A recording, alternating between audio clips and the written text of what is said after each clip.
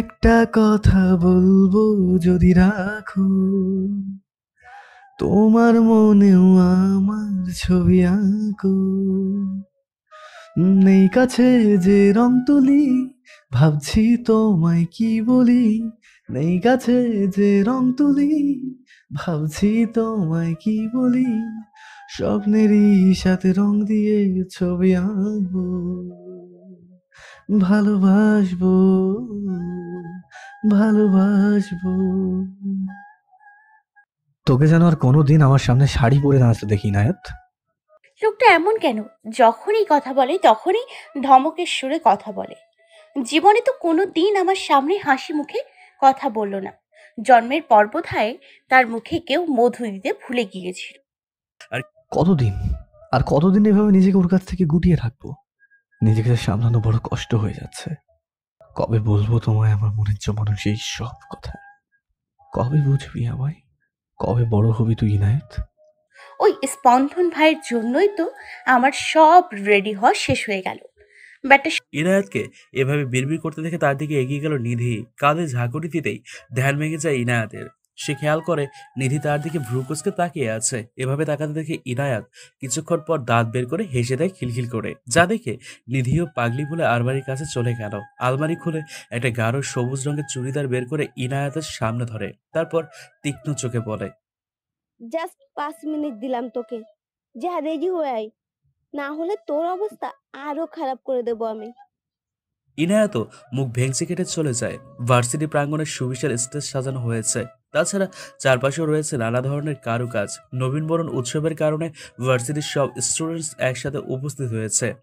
আমাদের আজকের গল্পের নায়িকা ইনায়েত আহসান, আর সে এবার অনার্স দ্বিতীয় বর্ষের ছাত্রী। আর নিধি হলো ইনায়েতের একমাত্র বেস্ট ফ্রেন্ড, যাকে বলে বেস্টি, এক কথায় বোনের মতো। ভার্সিটি প্রাঙ্গণ থেকে ঠিক পশ্চিম প্রান্তে বিশাল একটা কদম ফুলের গাছ। গাছটার নিচে বসার জন্য আসনও রয়েছে গুটি কয়েক। প্রায় স্টুডেন্টসদের আড্ডা কেন্দ্র হওয়ায় এই জায়গা কদমতলা নামে বেশ পরিচিত। ইনায়েত আর নিধিও বর্তমানে সেই কদমতলা সেই জায়গাটাতেই আছে। ইনায়েতের এবার বেশ রাগ লাগছে। নিধি ওকে দাঁড় করিয়ে আরামসে ফটোশুট শুরু করেছে, তাও গত 1 ঘন্টা যাবত। এবার ইনায়েত কিছু একটা বলতে যাবে, তার আগে নিধি এক প্রকার চিল্লিয়ে বলে ওঠে। স্পন্দ, নামটা শুনে পেছনে ফিরে তাকায় ইনায়েত। বাইকের হেলমেট খুলে লুকিং গ্লাসে তাকিয়ে চুলগুলো হাত দিয়ে ঠিক করে দিচ্ছে স্পন্দন। ব্ল্যাক কালার পাঞ্জাবি, হোয়াইট পাজামা, হাতে ম্যাচিং ওয়াচ আর চোখে সানগ্লাস। ব্যাস, সকল মেয়েদের হার্টবিট মিস করানোর জন্য এতটুকুই যথেষ্ট। আমাদের আজকের গল্পের নায়ক স্পন্দন। পুরো নাম স্পন্দন চৌধুরী। বাবা মায়ের একমাত্র আদরের সন্তান। অনার্স ফাইনাল ইয়ার, অর্থাৎ সমান চতুর্থ বর্ষের ছাত্র সে। আর ভার্সিটির প্রায় সকল মেয়েদের ক্রাশ। বাইক পার্কিং করে নিজের বন্ধু মহলের সাথে যোগ দেয় স্পন্দন। এদিকে ইনায়াতের অজান্তেই একজোড়া মায়া ভরা দৃষ্টি ছুঁয়ে গিয়েছে তাকে। তা সে হয়তো জানেও না। নিধির দিকে চোখ গরম করে তাকাতেই নিধি বেচারি ভয় পেয়ে যায়। ইনায়েত মনে মনে বলতে থাকে, এই লোকের সমস্যা কি? নিচে একদম ড্যাশিং হয়ে সেজে এসছে, আর আমাকে আমাকে শাড়িটা পর্যন্ত পরতে দিল না। আর মেয়েগুলো লুচু এক একটা, কিভাবে চোখ দিয়ে গিলে খাচ্ছে। পরপর কয়েকবার গালি দিয়ে শান্ত হলো ইনায়াত। রাতের নিস্তব্ধ প্রহর, গিটারের টুংটাং শব্দ আর কারো গলার ঘোর লাগানোর সুর ভেসে আসছে বারান্দা বরাবর। চোখের মধ্যে ঘুম ভাম থাকলেও মস্তিষ্ক জানান দিচ্ছে সে প্রিয় চেনা সুরের। এক পর্যায়ে ঘুম ভেঙে যায় ইনায়াতের। ঢুলু ঢুলু চোখে পা বাড়ায় ব্যালকনির দিকে। কাছে আসার পর যেন অজানা ঘোরের অতলে হারিয়ে যাচ্ছে ক্রমশ ইনায়াত। একটা কথা বলবো যদি রাখো, তোমার মনেও আমার ছবি আঁকো। নেই কাছে যে রং তুলি, ভাবছি তোমায় কি বলি। নেই কাছে যে রং তুলি, ভাবছি তোমায় কি বলি। স্বপ্নেরই সাথে রং দিয়ে ছবি আঁকবো, ভালোবাসবো, ভালোবাসবো।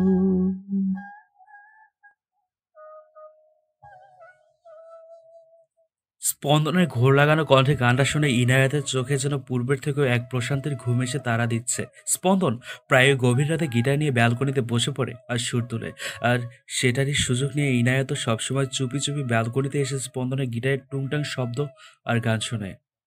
ওপর আর নিচতলা বরাবর একই রুম হয়, ব্যালকনিও পাশাপাশি। গান শোনার এক পর্যায়ে ব্যালকনিতে বসে ঘুমের রাজ্যে হারিয়ে যায় ইনায়াত। আর এদিকে স্পন্দনও তার গিটার রেখে রুমে চলে যায়। মাঝরাতে হুঠাৎ সুর তুললে কেন জানি তার মনের মধ্যে এক অদ্ভুত প্রশান্তি মেলে। সকালের মিষ্টি রোদ চোখে পড়তে ভ্রু দুটি আপনা আপনি কুঁচকে যায় ইনায়াতের। চোখ খুলতেই নিজেকে আবিষ্কার করে বারান্দায়। কাল রাতের কথা মনে পড়তেই আনমনে হেসে দেয় সে। দেয়াল ঘড়ির দিকে খেয়াল করতে দেখে ঘড়িতে সকাল ৮টা বাজে। রাতে দেরি করে ঘুমানোর জন্য বেশ দেরি করে ঘুম ভেঙেছে ইনায়াতের। ফ্রেশ হয়ে ভার্সিটির জন্য রেডি হয়ে নেয় ইনায়েত। ব্রেকফাস্টের জন্য ডাইনিং রুমে যেতেই দেখে টেবিলে বসে আয়েশ করে ব্রেকফাস্ট করছে স্পন্দন। আর ইনায়াতের মা মিসেস তানহাও সদরে খাচ্ছে স্পন্দনের পাতে। মাঝে মাঝে ভেবে পায় না ইনায়েত নিজের ঘর থাকতে এ বাসায় এসে পড়ে থাকার কারণ কি। এদিকে ইনায়েতের দিকে চোখ যেতেই বারবার তাকে খুঁটিয়ে খুঁটিয়ে দেখে স্পন্দন। পরনে পার্পেল রঙের লাল কুর্তি, স্বচ্ছ সাদা রঙের হিজাব পেঁচানো, চোখে কালো গাঢ় কাজল। ব্যাস, স্পন্দনকে ঘায়েল করার জন্য এতটুকুই যথেষ্ট। চেয়ার টেনে টেবিলে ঘুম থেকে উঠেছিস তাহলে? নে, তাড়াতাড়ি খেয়ে নে। আর শোন, আজকে এক কাজ কর, তুই স্পন্দনের সাথে ভার্সিটি চলে যা। এতক্ষণ আনমনে বসে পাউরুটি চিবাচ্ছিল ইনায়াত। মায়ের কথা শুনে শুকনো এই স্পন্দন ভাইয়ের সাথে যাওয়া আর জমের সাথে যাওয়া এক কথা, একটা খবিশ কোথাকার। কিছুটা আমতা আমতা করতেই স্পন্দন বলে ওঠে। তাড়াতাড়ি খেয়ে নাও, আমি বাইরে আছি। স্পন্দনে বলা গম্ভীর কণ্ঠ শুনে মনে মনে দোয়া দরুদ পড়তে থাকে আর নাস্তা করে নেয় ইনায়েত। বাইরে আসতেই দেখে স্পন্দন বাইকের সাথে হেলান দিয়ে দাঁড়িয়ে আছে। ইনায়েতকে দেখে চোখের ইশারায় তাকাতেই সেও চলে যায়। বাইকের হেলমেট পরে স্টার্ট দিতেই ছুটে চলে দুজন ভার্সিটির উদ্দেশ্যে। বৃষ্টি শেষে এক শীতলতার পরশ মাখা সকালে বাইরের পরিবেশটাও বেশ ঠান্ডা হয়ে উঠেছে। বাইকে থাকার কারণে শোষ বাতাস যেন শরীরে আছড়ে পড়ছে বারবার, আর সেটা খুব তৃপ্তির সাথে উপভোগ করছে ইনায়াত। সে যে বর্তমানে স্পন্দনের সাথে রয়েছে সেদিকে কোনো খেয়াল নেই তার। সে তো প্রকৃতি নিয়ে মত্ত। বাইকটি ব্রেক করতেই হুঁশ ফিরে ইনায়াতের। খেয়াল করে দেখে তারা ভার্সিটিতে পৌঁছে গিয়েছে। এতক্ষণ খেয়াল না করলেও এবারে স্পন্দনের দিকে নজর পড়ে ইনায়াতের। পরনে ব্ল্যাক জিন্স, ডার্ক ব্লু রঙের শার্ট, শার্টের হাতাটা কোনোই পর্যন্ত ফোল্ড করা, আর ব্ল্যাক ওয়াচ। সব মিলিয়ে যেন অসাধারণ। কারো হাতের তুড়ি বাজানোর শব্দ কানে আসতে ভাবনার সুতো কেটে যায় ইনায়াতের। চেয়ে দেখে স্পন্দন তার দিকে ভ্রুকুচকে তাকিয়ে আছে, যা দেখে ইনায়াতের নিজেরই লজ্জা লাগে। কিছু বলার পূর্বেই পেছন থেকে নিধির কণ্ঠস্বর শুনে ঘুরে তাকায় ইনায়াত। তাকিয়ে দেখে নিধি দাঁড়িয়ে আছে এবং হাতের ইশারায় তাকে ডাকছে। তাই আর কথা না বেরিয়ে স্পন্দনকে উদ্দেশ্য করে শুধু যাচ্ছি বলে নেয় ইনায়াত। আর স্পন্দনও বিনিময়ে একটা মুচকি হাসি উপহার দেয়। ইনায়াত যেতেই পেছন থেকে কেউ স্পন্দনের কাঁধে হাত রাখে।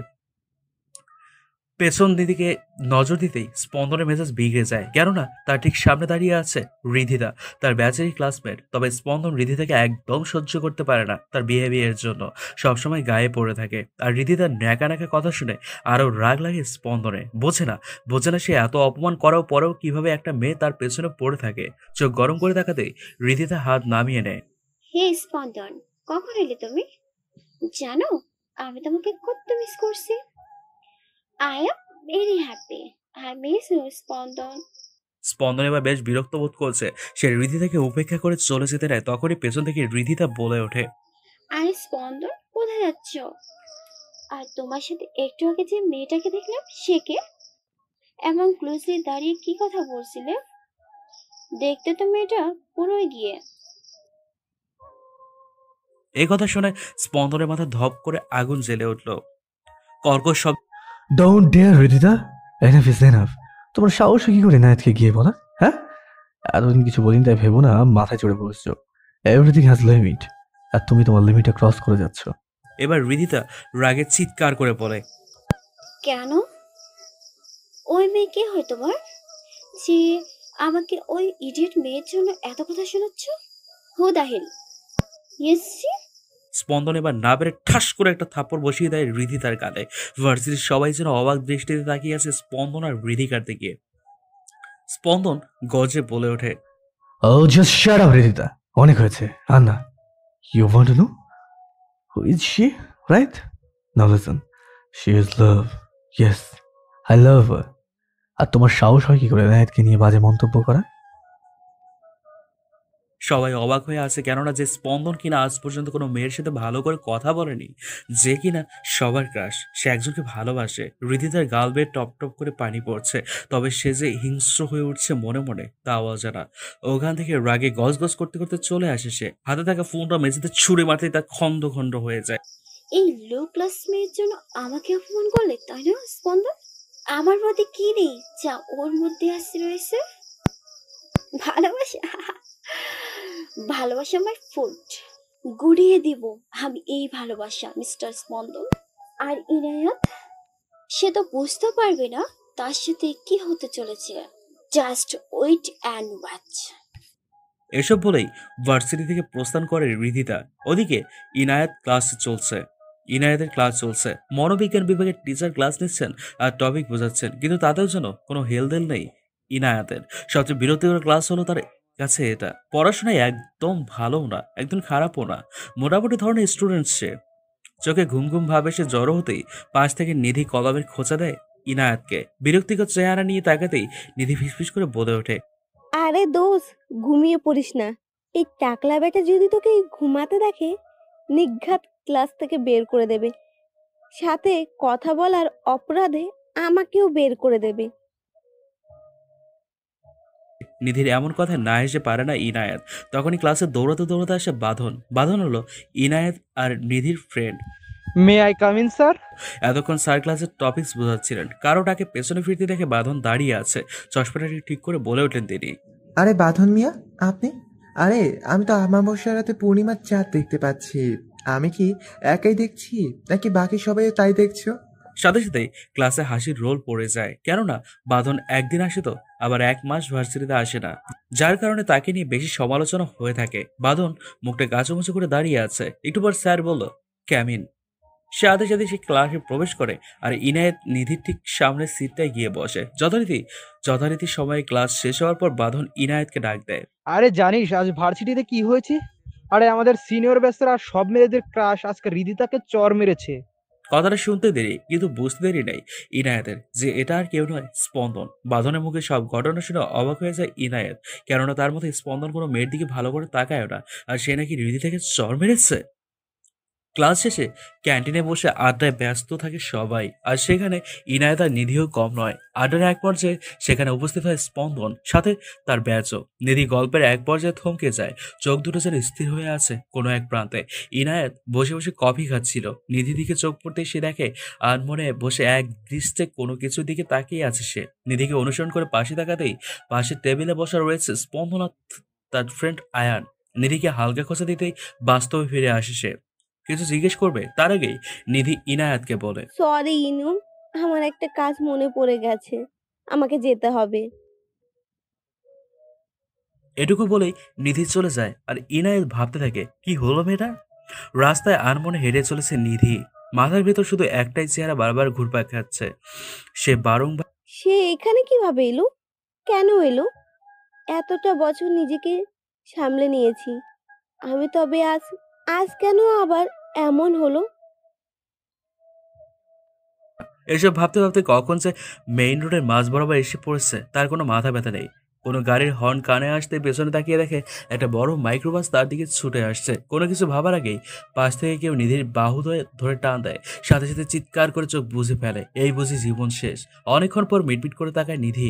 কারো বাহুর মাঝে আষ্টে পৃষ্ঠে রয়েছে তা ভালোই বুঝেছে সে। নাকে কারো শরীরে চেনা পরিচিত পারফিউমের সুগন্ধ আসতে মস্তিষ্ক সজাগ হয়ে ওঠে তার। সোজা হয়ে দাঁড়াতে সামনে থাকা মুখটি দেখে আটকে ওঠে নিধি। আয়ান, আকাশে মেঘ জমেছে, কোথাও ঘন ঘন মেঘ, আবার কোথাও স্বচ্ছ শুভ্রতায় ঘেরা। কখন যে মেঘ ভেদ করে টুপ করে বৃষ্টি নেমে যায় তা বোঝা বড় দায়। ভার্সিটি প্রাঙ্গণে পাশাপাশি হেঁটে চলেছে স্পন্দন আর ইনায়েত। চারপাশে মৃদু হাওয়া এসে বারবার ছুঁয়ে দিয়ে যাচ্ছে তাদের। স্পন্দন আর চোখে ইনায়েতের দিকে তাকাচ্ছে, আর ইনায়েত আর মনে হাট পুরোটা শেষ। তোর ভাঙা গেছে থামা, নাহলে কাক পাখি যা আছে সব উড়ে চলে আসবে আর আকাশ থেকে বৃষ্টি ঝরে পড়বে। রাগে দুঃখে কান্না চলে আসছে ইনায়েতের। এই লোকটা তাকে সহ্য করতে পারে না কেন? এত অভিমান কিসের তার? মনে মনে আপনি এমন কেন স্পন্দন ভাই? আজকের আপনি আর অতীতের আপনির মাঝে যে বিশাল ব্যবধান, এতটা বদলে গেলেন কিভাবে? আপনি তো এমনটা বাইকের কাছে আসতেই আকাশের খণ্ডে খণ্ডে বিভক্ত তুলোর মতো মেঘ থেকে শীতল বৃষ্টির ছোঁয়া নেমে আসলো। বাতাসের ঝাপটায় বৃষ্টির পানি যেন আরো জোরালো হয়ে উঠেছে। কফি শপে একটা টেবিলে মুখোমুখি হয়ে বসে আছে নিধি আর আয়ান।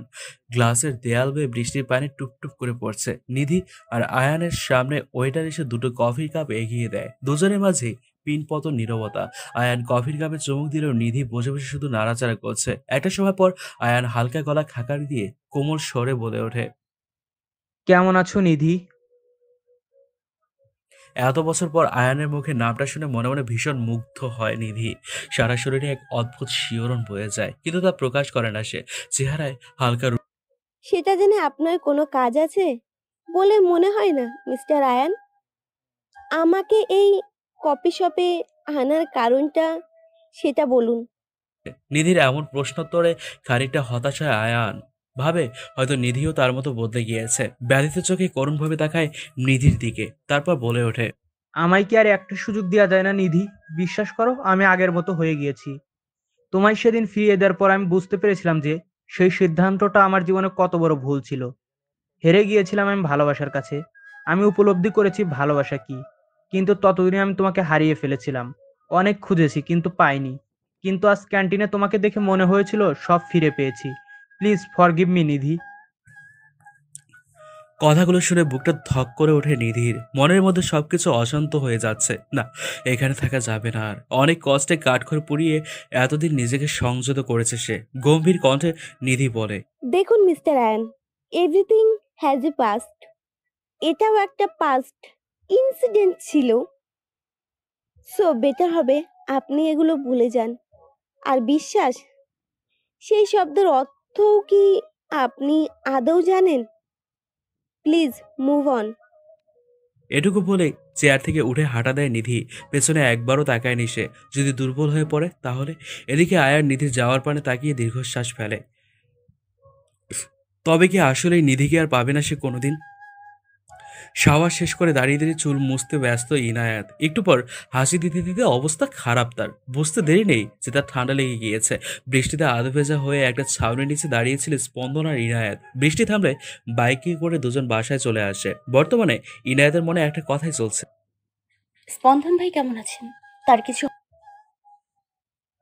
দরজা টোকা পড়তেই চমকে ওঠে ইনায়াত। দরজা খুলে দেখে ইনায়াতের মা মিসেস তানহা দাঁড়িয়ে আছেন দরজার ওপাশে। আদা নিয়ে এসছেন দুধের গ্লাস। ভেতরে প্রবেশ করে গ্লাসটা টেবিলে রেখে দেয় মিসেস তানহা। কি দরকার ছিল বৃষ্টিতে ভেজার? এই বৃষ্টিতে ভিজে নিজে তো ঠান্ডা লাগিয়েছিস। স্পন্দনেরও নাকি জ্বর এসেছে। নাও, এই হলদি দুধ খেয়ে নাও। আমি যাই, গিয়ে স্পন্দনকে দেখে আসি। স্পন্দনের কথা শুনতে বুকটা ধক করে উঠলে ইনায়াতের। তার জ্বর এসছে। এখন কি অবস্থা কে জানে। স্পন্দনের ফ্ল্যাটের সামনে দাঁড়িয়ে আছে ইনায়াত। মনে দ্বিধাবোধ করছে এখন যাওয়া উচিত কিনা। কিছুক্ষণ পর খানিকটা সাহস করে কলিং বেল চাপ দেয়। কয়েক সেকেন্ড পর দরজা খুলে দেয় স্পন্দনের মা মিসেস সাবিনা বেগম। ইনায়াতকে দেখে হাসি মুখে, আরে ইনায়াত, কেমন আছো মা? বাইরে কেন, ভেতরে এসো। ইনায়াত গুটি গুটি পায়ে ভেতরে প্রবেশ করে। ঠিক 2 বছর পর আবার হলো স্পন্দনের ফ্ল্যাটে। ভেতরে আসতেই টুকিটাকি কথা হয় স্পন্দনের মা মিসেস সাবিনার সাথে। কথার এক পর্যায়ে ইনায়াত আমতা, ফুপি শুনেছি স্পন্দন ভাইয়ের নাকি জ্বর এসছে। সে এখন হ্যাঁ এসেছিল, আমিও জলপট্টি দিচ্ছিলাম। এখন হালকা কমেছে, ভেতরে শুয়ে আছে। তুমি চাইলে একবার দেখে আসো। স্পন্দনের রুমে যাওয়ার কথা শুনে হালকা ইতস্তত বোধ করে ইনায়াত। মনের শত অভিমান জমা থাকলে উঠে দাঁড়ায় সে। রুমের দরজা হালকা খুলে ভিতরে একবার পরখ করে নেয় সে। স্পন্দন ঘুমিয়ে আছে। ধীর পায়ে রুমে প্রবেশ করে সে। রুমটায় প্রবেশ করতে দেখে রুমটা এখনো পূর্বের মতোই সাজানো। খাটের উপর দেয়ালে বড় একটা ফ্রেমে বন্দি স্পন্দনের ছবি। তাছাড়া ঘরের এক প্রান্তে রয়েছে ছোট্ট একটা বুক সেলফ। ধীর পায়ে খাটের সামনে যেতে দেখে স্পন্দন ঘুমিয়ে রয়েছে। জ্বরের কারণে চোখ মুখ শুকিয়ে গেলেও তাতে যেন অদ্ভুত আকর্ষণীয় লাগছে স্পন্দনকে। কপালের চুলগুলো এলোমেলোভাবে পড়ে রয়েছে। আস্তে আস্তে এক হাতে স্পন্দনের কপালে রাখে ইনায়েত। কিছুটা নড়ে উঠলেই কিঞ্চিত ভয় পেয়ে যায় সে। খেয়াল করে স্পন্দন কিছু একটা বিড়বিড় করে বলছে। আলতো করে কানটা সামনে এগোতে যা শুনে তাতে অবাকের চরম পর্যায়ে পৌঁছে যায় ইনায়াত। বাকরুদ্ধ হয়ে ঠায় দাঁড়িয়ে আছে ইনায়েত। কি শুনল সে? ভালোবাসি অনেক, প্লিজ আমাকে ছেড়ে যাস না, তুই শুধু আমার। ঘুমির ঘরে স্পন্দনে বলা কথাগুলো শুনে ইনায়েত এক মুহূর্তের জন্য থমকে যায়। না না, এ হতে পারে না। আমি কি ভুল শুনছি? স্পন্দন ভাই হয়তো জ্বরের কারণে এসব উদ্ভট কথাবার্তা বলছে। এছাড়া আর কিছুই হবে না। স্পন্দনের বলা কথাগুলো তাকে ভাবালেও তা নিয়ে বেশি মাথা ঘামালাম না আমি। দাবার গুটি নিয়ে খুব মনোযোগ সহকারে কিছুটা ভাবছে কেউ। বেশ কিছুক্ষণ পর বিপরীত দলের রাজার গুটিটা নিজ আয়ত্তে আনতে মুখে বাঁকা হাসি ফুটে ওঠে। গেম ওভার মিস্টার স্পন্দন। এই ঘড়িটার মতো তুমিও হেরে যাবে। এখনো অনেক হিসাব নিকেশ বাকি রয়েছে। আই এম কামিং সুন স্পন্দন, জাস্ট ওয়েট ফর মি। সকালের রোদের সোনালি আলো ঝলকানি পর্দা ভেদ করে চোখে পড়তে ঘুম ছুটে যায় স্পন্দনের। চোখ মিটমিট করে তাকায় সে। ঘড়ির দিকে খেয়াল করতে দেখে সকাল 9:38 বেজে গেছে। জ্বরের কারণে মাথাটাও বেশ ঝিমঝিম করছে। বিছানা ছেড়ে উঠে দাঁড়াতেই কাল রাতের কিছু একটা অস্পষ্ট অবয়ব মনে পড়ে তার। তবে কি ইনায়েত এসেছিল এখানে? কিন্তু ওর তো আসার কথা না। স্পন্দন দেরি না করে নিজের ড্রয়ার খুলে ভালো করে চেক করে নেয়। চেক করে স্বস্তির নিঃশ্বাস ফেলে সে। না, সবকিছু ঠিক আছে। ভার্সিটির জন্য রেডি হয়ে বাসা থেকে এনায়েত, পা দুটো আপনা আপনি থমকে দাঁড়ায় ইনায়েতের। পেছনে তাকিয়ে দেখে স্পন্দন দাঁড়িয়ে আছে, উস্কো খুস্কো চুল, পরনে লেমন টি শার্ট আর ব্লু কালার ট্রাউজার। ইনায়েত ভেবে পায় না এই লোকটা যেমনই থাক না কেন তার কাছে সবসময় আকর্ষণীয় লাগে কেন, বিশেষ করে স্পন্দনের হাসিটা। স্পন্দন সামনে এসে দাঁড়াতে ভাবনা কেটে যায় ইনায়েতের। স্পন্দন কিছুটা গম্ভীর গলায় জিজ্ঞেস করে, তুই কি কাল আমার রুমে গিয়েছিলি নায়েত? ব্যাস ব্যাস, এই কথাটা নিয়ে ভয় পাচ্ছিল ইনায়েত। এখন কি বলবে সে? এটা যে হ্যাঁ আমি গিয়েছিলাম, যদি আবার ওই দিনের মতো ধমক দিয়ে দেয় তাহলে? ইনায়েত কিছুটা কাবা কাবা স্বরে বলে ওঠে, হ্যাঁ আমি গিয়েছিলাম কালকে, কিন্তু বিশ্বাস করুন আমি শুধু আপনার জ্বর আসার কথা শুনে গিয়েছিলাম। আমি আর এবার স্পন্দনে বেশ বিরক্ত লাগে। মেয়েটা বেশি বোঝে কেন? হ্যাঁ, কেন বেশি বোঝে? সব সময় 2 লাইন বেশি না বুঝলে হয় না? হ্যাঁ, কিছুটা দাঁতে দাঁত চেপে বলে উঠল সে। আমি কি একবারও বলেছি তোকে আমার রুমে না আসতে? সব সময় বেশি বোঝা ভালো না কিন্তু। ইনায়েত যেন অবাক হওয়ার সর্বোচ্চ পর্যায়ে চলে গিয়েছে। কি বলছে এগুলো স্পন্দন ভাই, যে কিনা 2 বছর আগে নিজেই তার রুম থেকে বের করে দিয়েছিল আর বলেছিল যেন তার রুমের সীমানায় আর কোনোদিন না যায়। সে ব্যক্তিটাই আজ এসব বলছে? কি করে সম্ভব? How is it possible man? Inayat এবার সোজাসাপটা ভাবে প্রশ্ন ছুড়ে দেয় স্পন্দনের দিকে। কিন্তু স্পন্দন ভাই, আপনি যে আমায় 2 বছর আগে পুরো বাক্যটি আর পূর্ণ করতে পারল না ইনায়াত। তার আগেই স্পন্দনের রাগান্বিত চোখ দেখে চুপসে গেল। ঘড়ির দিকে তাকাতে দেখে আর মাত্র 20 মিনিট সময় রয়েছে ক্লাসের। তাই কথা না বাড়িয়ে চলে গেল ভার্সিটির উদ্দেশ্যে। আর স্পন্দন ইনায়েতের যাওয়ার পানে তাকিয়ে মৃদু হাসলো। এদিকে নিধির বাড়ির সামনে দাঁড়িয়ে আছে আয়ান। গত 2 ঘন্টা যাবৎ ধরে অপেক্ষা করছে কখন নিধি একটু বারান্দায় আসবে, কিন্তু এতক্ষণ পরও না আসায় কিছুটা হতাশ হয় সে। তবে কি নিধিকে এবার পেয়েও হারাতে হবে তার? কথায় আছে না, সময়ের মূল্য দিতে শিখো প্রিয়, না হলে এমন সময় আসবে যেদিন জীবনের সবচেয়ে মূল্যবান বস্তুটি হারানোর পর আফসোস হতে থাকবে। আয়ানের ভাবনার আশায় সুপ্ত প্রদীপ জেলে দেখা মিলল নিধির। বারান্দায় দাঁড়িয়ে বেলি ফুলের গাছে পানি দিতে ব্যস্ত সে। আয়ানও সাবধানে লুকিয়ে পড়ে একটা গাছের পেছনে, যাতে করে নিধিকে দেখতে পেলেও তাকে এতদিন পর নিজ প্রেয়সীকে দেখে তৃপ্তি সহকারে দেখতে থাকে আয়ান। নিধি যাওয়ার সময় সামনে তাকাতে আয়ান পেছনে লুকিয়ে পড়ে আর ভাবতে থাকে তাকে দেখে ফেলল কিনা নিধি। একটু পরে দেখে যে নিধি চলে গেছে। এয়ারপোর্টের সব ফর্মালিটিস শেষ করে বাইরে বের হতে মুখে বাঁকা হাসি দেয় কেউ একজন। দূর থেকে দেখা যাচ্ছে কেউ হাতের ইশারায় হ্যালো বলছে।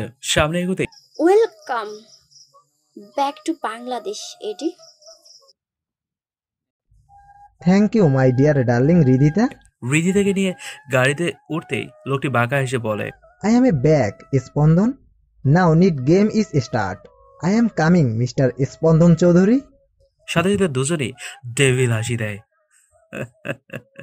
ভার্সিটি ক্যাম্পাসে একা একা বসে আছে ইনায়াত। আজ নিধি আর বাঁধন কেউ আসেনি। তার উপর স্পন্দনও আজ রেস্ট নেওয়ার জন্য আসলো না। সব মিলিয়ে প্রচুর বিরক্তি লাগছে তার। এজন্য 2টো ক্লাস করে বাড়ি যাওয়ার জন্য চলে আসছে। ভার্সিটি পার্কিং এরিয়ায় আসতে কেউ সামনে এসে দাঁড়ালো ইনায়াতের। চোখ তুলে দাঁড়াতে দেখে দাঁড়িয়ে বিশ্রী হাসি দিচ্ছে ভার্সিটির রাজনৈতিক দলের লিডারের ডান হাত বলা যায় যাকে, ফয়সাল আহমেদ তুর্য। ইনায়াতের দিকে তাকিয়ে বিশ্রী হাসি দিয়ে বলে উঠল তুর্য, কি মিস ইনায়াত, এত পালাই পালাই করলে হয় নাকি? ওই স্পন্দন ছাড়া আমাদেরও তো একটু সময় দিলে পারো, তাই না? তুর্যের এমন কথায় ঘৃণায় মুখ ফিরিয়ে নেয় ইনায়াত। দেখুন তুর্য ভাইয়া, না জেনে অহেতুক কোনো কথাবার্তা বলবেন না। আর আমার রাস্তা ছাড়, আমার দেরি হয়ে যাচ্ছে। আরে আরে, কোথায় যাচ্ছ? আমি কি ছেড়ে যাওয়ার জন্য রাস্তা আটকিয়েছি নাকি? এটা বলেই তুর্য ইনায়েতের হাত খপ করে ধরে ফেললো। আর ইনায়েত এখন ভয় পেয়ে যাচ্ছে। নিজের হাত ছাড়ানোর জন্য মোচড়ামুচড়ি করেও বিশেষ কোনো লাভ হলো না। যত যাই হোক, সে একজন মেয়ে। তুর্যের এমন আচরণ দেখে রাগের শরীর জ্বলে যাচ্ছে, রি করছে, সাথে কান্নাও পাচ্ছে। তখনই পেছন থেকে কেউ সজোরে ঘুষি মারে তুর্যকে। আর তুর্য ইনায়াতকে ছেড়ে কিছুটা দূরে গিয়ে মুখ থুবড়ে পড়ে। ইনায়াত পাশে তাকাতে দেখে একজন সুদর্শন যুবক। পোশাক ও ফর্মালিটিস দেখে মনে হচ্ছে ভার্সিটির নিউ কোনো প্রফেসর। লোকটির দিকে দেখা মাত্র তুর্য কোনো মতে উঠে দৌড়ে পালালো। যে ব্যাপারটা ইনায়াতের কাছে খটকা লাগলো। তুর্য যেতে আর ইউ ফাইন মিস?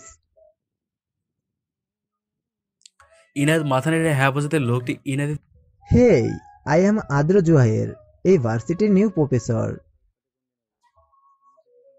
ইনায়াতের ধারণাটি তাহলে আমি ইনায়েত আহসান, এই ভার্সিটির 2য় বর্ষের ছাত্র। স্পন্দনের ফোনে টুং করে মেসেজের শব্দ আসতেই সে ফোন নিয়ে মেসেজ অপশনে ক্লিক করে। মেসেজ অপশনে গিয়ে মেসেজ দেখতেই রাগে হাতের ফোনটা নিচে আছাড় মারে সে।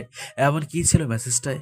বিকেলবেলার রক্তিম আভা আকাশের নীলের মাঝে মিশে গিয়ে হালকা বেগুনি রং ধারণ করেছে। ছাদের গার্নিশ ঘেঁষে দাঁড়িয়ে আকাশের দিকে তাকিয়ে আছে স্পন্দন। হাতে থাকা জ্বলন্ত সিগারেটের শেষের দিকে প্রায়। মনে শুধু একটা কথাই বারবার আওড়াচ্ছে, আমার ভেতর কেন তোকে হারবার ভয় ক্রমশ বাড়ছে নাইট। মনে হচ্ছে তুই আমার থেকে দূরে চলে যাচ্ছিস, কিন্তু আমি এটা হতে দেবো না। কেননা আমি যে তোকে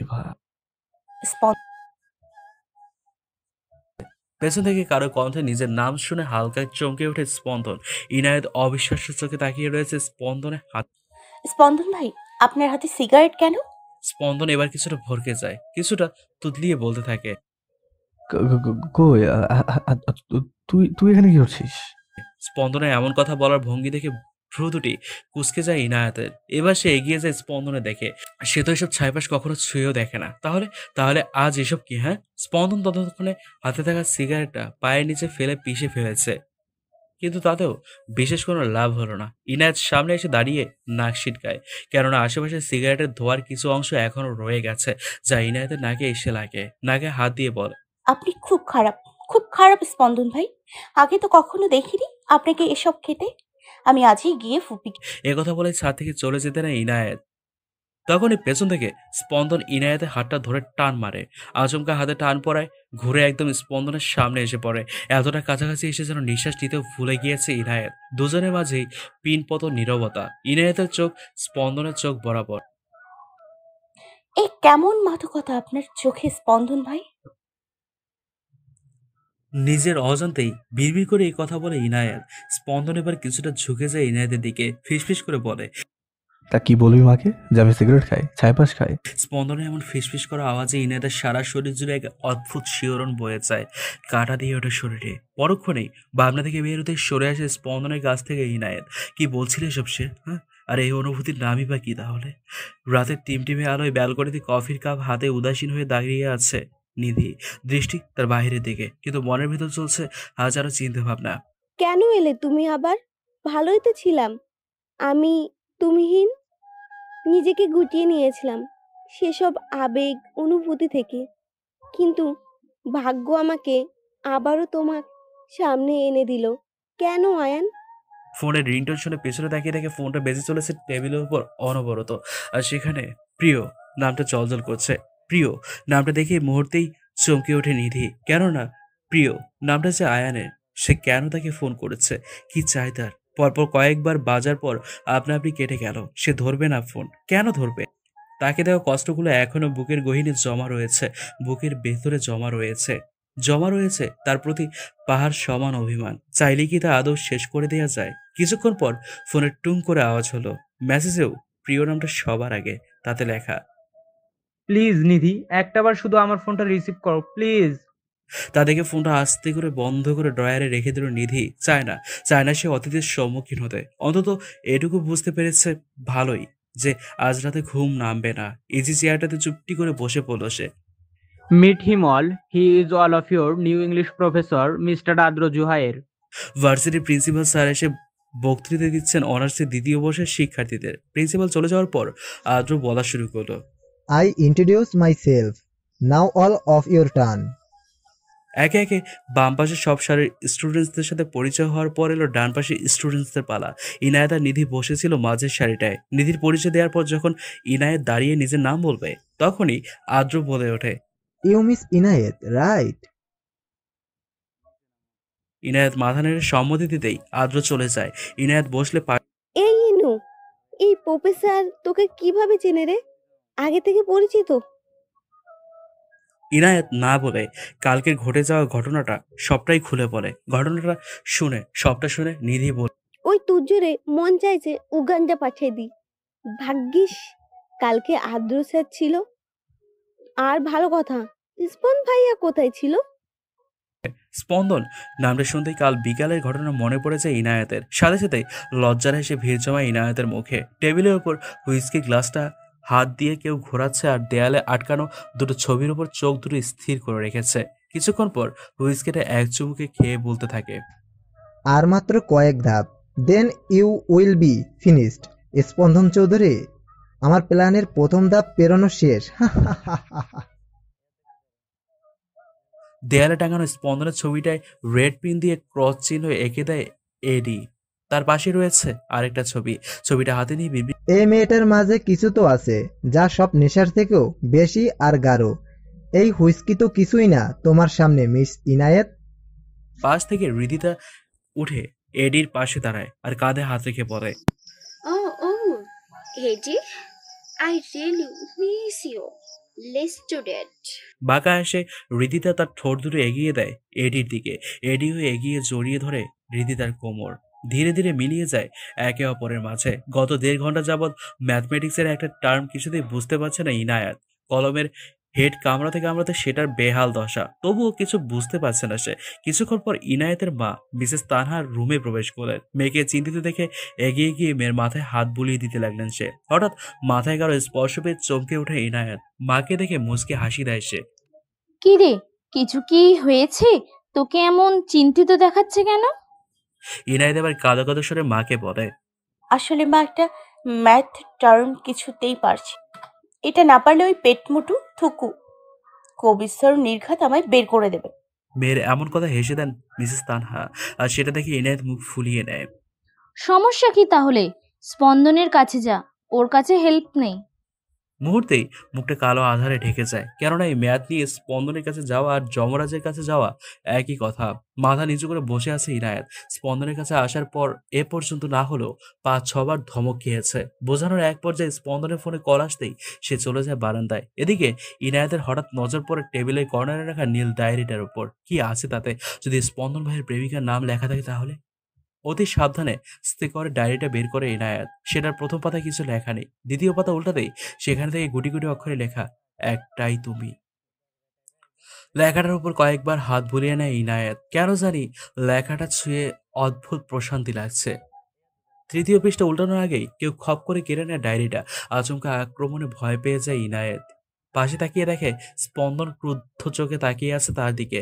দৃষ্টি তার হিংস্র আর ভয়ঙ্কর। ইনায়েত একটা শুকনো ঢুক গিলে নেয়। একটু পর যে বড় কোনো ঝড় তার উপর দিয়ে বয়ে যাবে তা সে ভালোভাবেই টের পাচ্ছে। স্পন্দন এবার গর্জে ওঠে, তোর সাহস হয় কি করে, হ্যাঁ, আমার ডায়েরিতে হাত দেওয়ার? তোকে বারণ করেছিলাম না আমার পার্সোনাল জিনিসে হাত না দিতে, তারপরও তুই আমার ডায়েরি খুলেছিস। স্পন্দন এবার গর্জে ওঠে।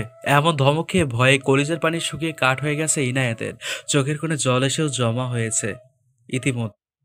স্পন্দনের কথায় হুঁশ, 2 বছর আগে তোকে আমি আমার রুম থেকে বের করে দিয়েছিলাম, সেটাই ঠিক হলো। তুই আমার রুম থেকে এখনই বের হয়ে যা, গেট লস্ট। মৃদু কেঁপে ওঠে ইনায়েত। সে কখনো চিন্তাও করেনি যে স্পন্দন এমন করবে। কি ছিল এমনটা ওই ডায়েরিতে যে স্পন্দন এমন ব্যবহার করলো তার সাথে? প্রত্যুত্তরে শুধু এক ফোঁটা অশ্রু টুপ করে গড়িয়ে পড়ে চোখের কোণ পেয়ে। মুহূর্তেই মনের ভেতর হাজারো অভিমান এসে নাড়া দেয়। কিছু না বলেই চুপটি করে নিঃশব্দে বেরিয়ে আসে ইনায়েত। এদিকে স্পন্দন ইনায়েতে যাওয়ার পর টেবিলে একটা সজোরে ঘুষি মারে, যার ফলশ্রুতিতে হাতের কিছুটা অংশ কেটে যায়। মাফ করে দে আমায় ইনায়েত, কিন্তু আমি কি করবো বল? তুই যদি আমায় ভুল বুঝিস তাহলে সঠিক সময় আসলে আমি নিজেই তোকে সবটা দুদিন পার হয়ে গিয়েছে। ইনায়েত ভুলক্রমেও স্পন্দনের সামনে যায় না। সে কেন যাবে? যেখানে শুধু অবহেলার পাত্র হতে হয় সেখানে যাওয়ার কোনো মানেই হয় না। ভার্সিটিতে নিধি আর ইনায়েত কথা বলতে বলতে যাচ্ছে লাইব্রেরির দিকে। যেটুকু খালি সময় পায় সেটুকু সময় লাইব্রেরিতে কাটাতে বেশ পছন্দ করে ইনায়েত আর নিধি। হঠাৎ পেছন থেকে কারো ডাক শুনে দাঁড়িয়ে যায় ইনায়েত। আরে আয়ন ভাইয়া, আপনি এই তো আলহামদুলিল্লাহ ভালো। তাই ও, আমি আর নিধি আসলে একটু লাইব্রেরিতে যাচ্ছিলাম। ভাবলাম বসে কিছুক্ষণ সময়ও কাটবে আর ভালো কয়টা বইও কালেক্ট করতে পারবো। আপনাকে তো বলাই হয়নি, এই আমার বেস্ট ফ্রেন্ড নিধি। আর নিধি, ইনি হলেন আমাদের ভার্সিটির ফাইনাল ইয়ারের স্টুডেন্ট আয়ন ভাইয়া। আয়ান মুচকে এসে হাত বাড়িয়ে দেয় Nidhi. Hey miss Nidhi, I am Ayan Abrar. Nidhi দাঁতে দাঁত চেপে হাসার চেষ্টা করে বলে, জি আয়ান ভাইয়া। ভাইয়া। ডাকটা শুনে আয়ানের মুখটা প্যাঁচার মতো হয়ে যায়, যা নিধির চোখ এড়ায় না। তা দেখে হাসি আসলেও তা বহু কষ্টে আটকে রাখে। এদিকে আয়ান বেচারা পকেট থেকে ফোন বের করে কল আসার অজুহাতে সেখান থেকে চলে আসে। লাইব্রেরির এক প্রান্তে বসে আছে স্পন্দন। দুদিন ইনায়েত ওকে দেখলেও এড়িয়ে চলেছে, যা দেখে স্পন্দনের মনটা প্রতিনিয়ত ক্ষতবিক্ষত হচ্ছে। লাইব্রেরিতে প্রবেশ করা মাত্র ইনায়েতের চোখ পড়ে স্পন্দনের দিকে। এক পলক তাকিয়ে চোখ ফিরিয়ে নেয় সে। লোকটা এমন কেন? কষ্ট দেবে আবার ঠিক কাছে টেনে নেবে, কি দরকার চোখের সামনে সারাদিন ঘুরঘুর করার? প্রয়োজন কি? কথাগুলো বিড়বিড় করতে করতেই লাইব্রেরির পূর্ব দিকে চলে যায় ইনায়েত। আজকে দুটো ক্লাস থাকায় বেশ তাড়াতাড়ি বাসার জন্য রওনা দেয় ইনায়েত। পথে দেখা হয় আদ্রের সাথে। ইনায়েতকে দেখে আদ্র এগিয়ে। আরে ইনায়েত, তুমি বাসায় চলে যাচ্ছ? জি আদ্র স্যার। তোমার যদি কোনো সমস্যা না থাকে তাহলে আমি কি তোমাকে গাড়িতে লিফট দিতে পারি? হঠাৎ আদ্রের এমন আমদারে অস্বস্তিতে পড়ে যায় ইনায়েত। তার কি হ্যাঁ বলা উচিত? আদ্রের চুটকি বাজানো কি হলো, কোথায় হারিয়ে গেলে? চলো যাও যাক। ইনায়েত মাথা নাড়িয়ে সম্মতি জানায়। তারপর দুজনেই গাড়িতে উঠে পড়ে আর চলে যায় গন্তব্যের দিকে। স্পন্দন মাত্রই বের হয়েছিল ইনায়েতের সাথে কথা বলার জন্য, কিন্তু তার আগে আদ্রের গাড়িতে ইনায়েতকে উঠতে দেখে খটকা লাগে স্পন্দনের। সাথে কিছুটা রাগও হচ্ছিল। বলা নেই কওয়া নেই, হুট করে আদ্রের সাথে যাওয়ার কি দরকার ছিল? আর এই আদ্রকেও কেন জানি খুব বেশি একটা সুবিধার মনে হয় না স্পন্দনের কাছে। গাড়ি এসে থামে ইনায়েতের বাসার সামনে। ইনায়েত বের হয়ে আদ্র থেকে বিদায় নিয়ে চলে যায় বাসায়। আর এদিকে আদ্র গাড়ির ভেতরে বসে বাঘা হেসে মুখ দিয়ে সিটি বাজাতে থাকে। তারপর ফোন বের করে গ্যালারি থেকে একটা well done mister AD, congratulation myself. পড়া শেষ করতে করতে রাত প্রায় 2:30 বেজে গিয়েছে। এখন চোখ খুলে রাখা ভীষণ কষ্টকর হয়ে দাঁড়িয়েছে ইনায়েতের কাছে। তাই সবকিছু ঠিক করে ঘুমানোর প্রস্তুতি নেয় ইনায়েত। ব্যালকনির দরজাটা খট করে খোলার আওয়াজ পেয়ে ঘুম ছুটে যায় চোখ থেকে। চোখে মুখে ভয়ের আতঙ্ক। কে আসবে এত রাতে তার ঘরে? চোর নয় তো? এসব ভেবে ভয় পেয়ে যায় ইনায়েত। আস্তে করে নিঃশব্দে বিছানা ছেড়ে উঠে দাঁড়ায় সে।